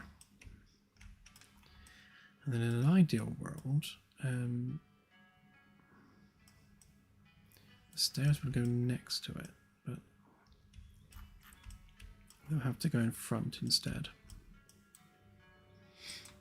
So we need at least a 2 meter walkway there, and then another 2 meters there.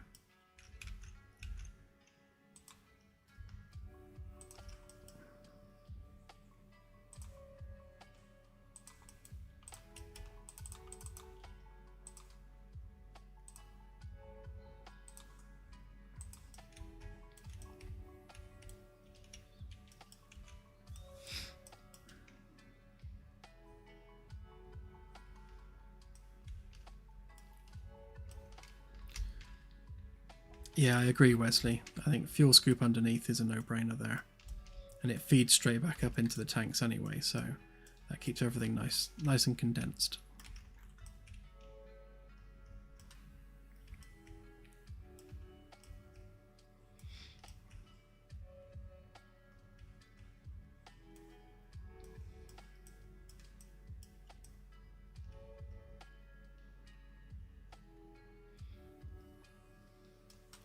Yeah, we'll have to have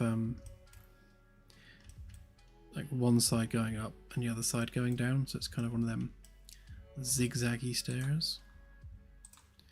And an extra half a meter on that.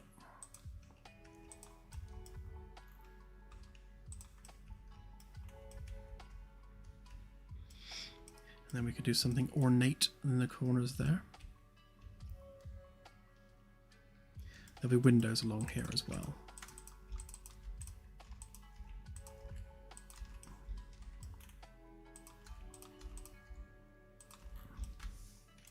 Yeah, so we'll have windows each end, a stairwell going up there, and then maybe some pot plants in the corner would look quite nice.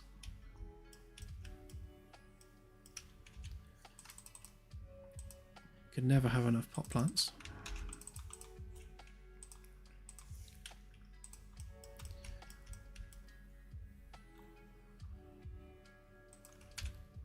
Make sure that It's definitely the middle.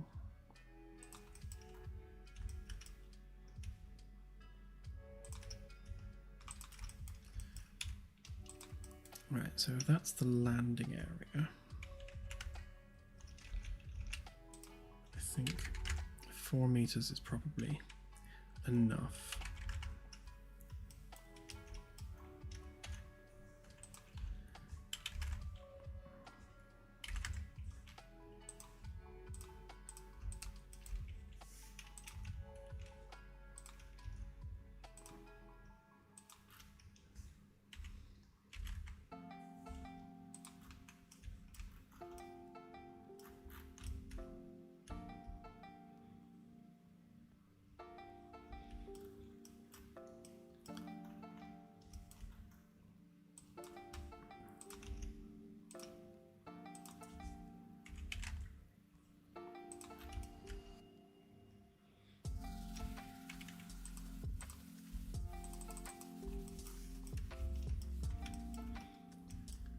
Okay, so that's going to have to move over a bit.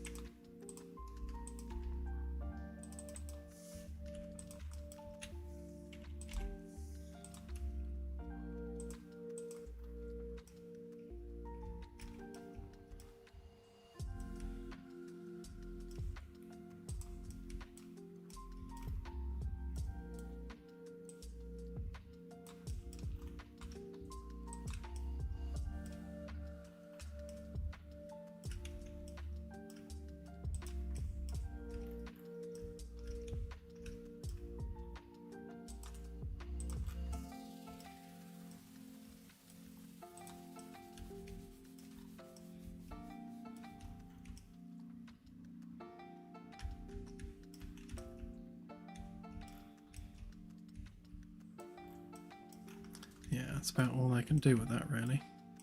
I think we're going to need to at least push it back to there.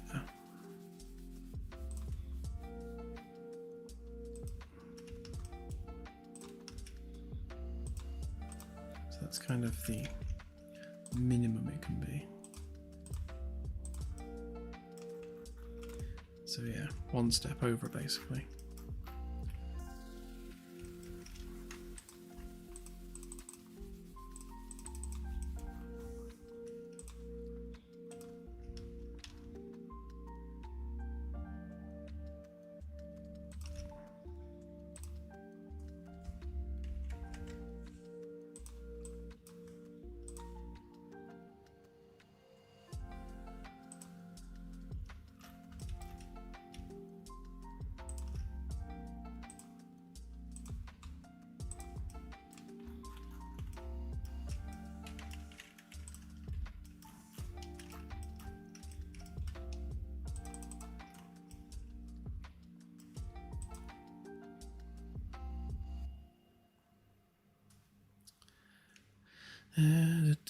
Oh, I can't extrude. Of course, because I've updated SketchUp, half my plugins are missing.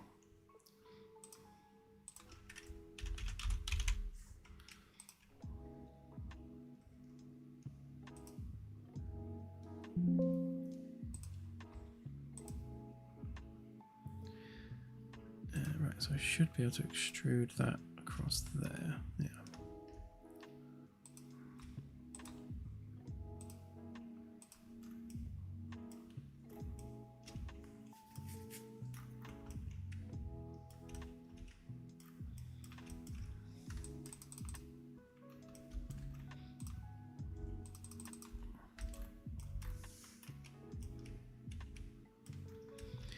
Okay, so in an ideal world, that's where the stairs would be. That leaves us with practically no landing area at all. which is no good.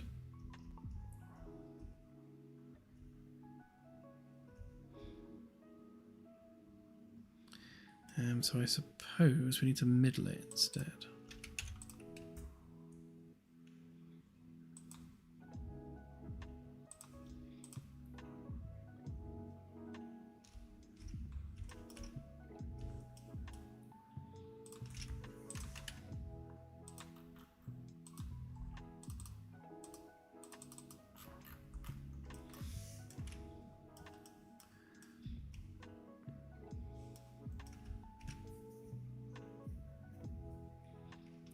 That's the only way we're going to be able to do it. But that's fine.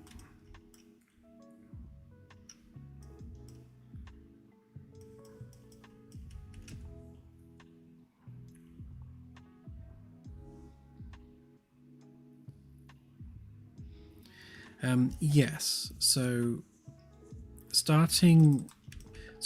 basically you're launching a new mission.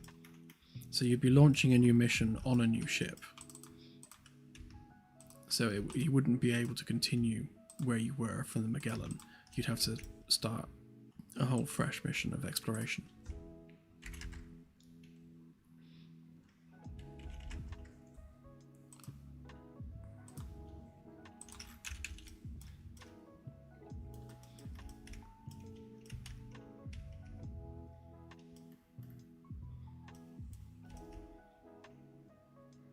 Just thinking, actually, it would make more sense to have maybe 2 lifts back to back rather than one facing the stairwell, because otherwise you're going to be like blocking everything waiting for the lift, whereas you've got ample space here for standing around.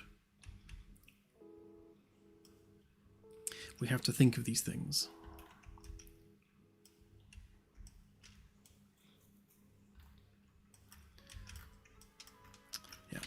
Experiment with that once we get to it. So width wise we're looking at probably about 8 meters when it's all done.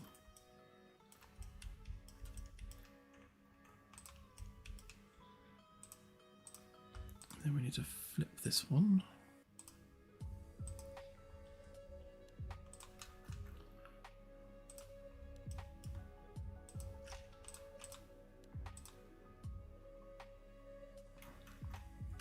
Come on, join up.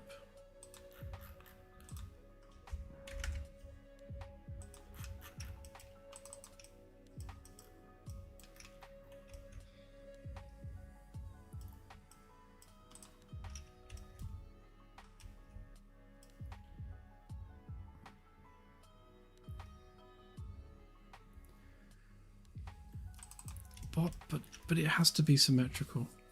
Ugh. How could you suggest it not be symmetrical?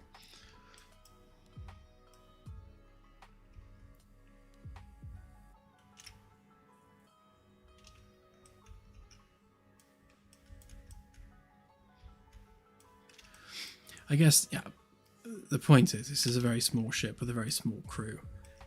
We're not going to need hundreds of lifts everywhere. They'll probably rarely be used.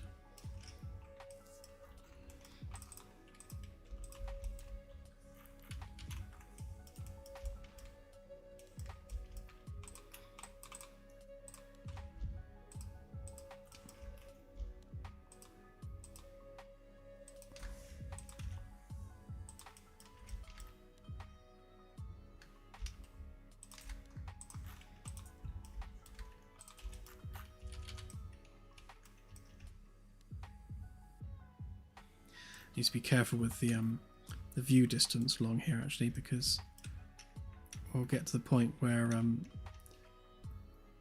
we'll have to have the view distance too far for a lot of the stuff that we currently have in game.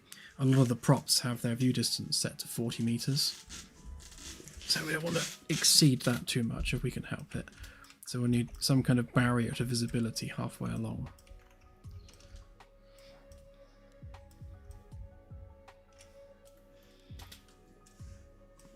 So we have a barrier to visibility there, and another one there. We should be fine. And then we can have these straight runs of bulkheads all the way down. And then when we do the structural ribbing, these intersection points here are perfect for structural ribbing sections. So that's going to make the structural side of it nice and easy to put together.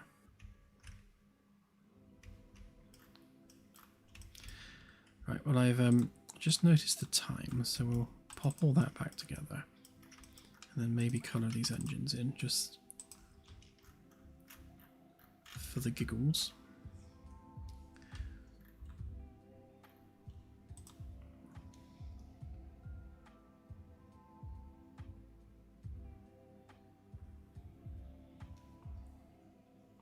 Oh, they've got rid of their named colours.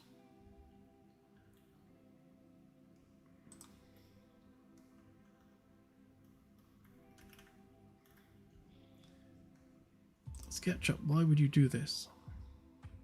Oh, have they just called it solid colours now? Ah, I see what they've done.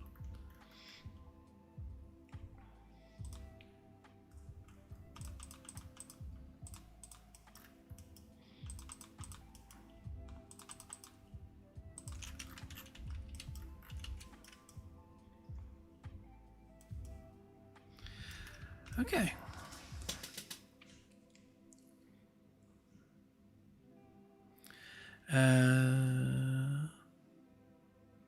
Sorry, Code Monkey, go on.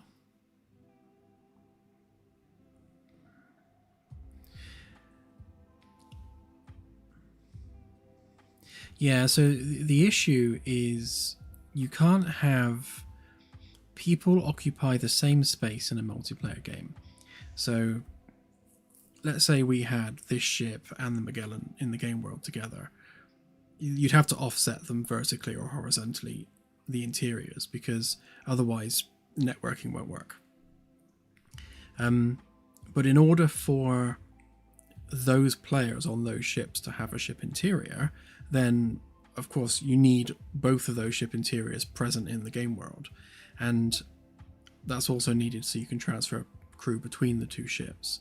Now we could have 100 Magellans flying around very easily if you couldn't interact with their interiors in any way. So yeah, you could have a whole fleet of them, but it means you couldn't get on board them at any point. We'll definitely have that when it comes to the single player campaigns. So there will be fleet actions where your ship is just part of a fleet of other ships. But yes, you won't be able to board them or anything. They'll just be there in space, alongside you. If you need to board the ship in any way, then it needs its interior loaded.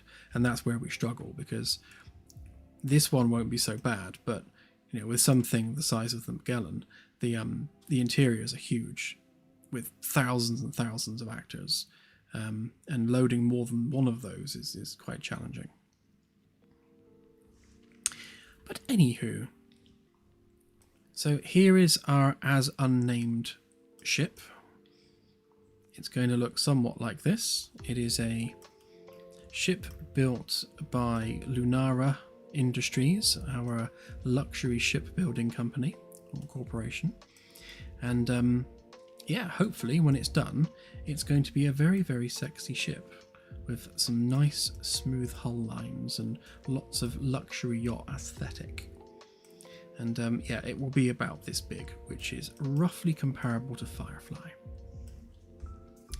Okay, have a good one, everyone. Thank you for watching this, what has now been a 4-hour and 22-minute stream. And I shall see you on Wednesday. Have a great week ahead. Bye for now.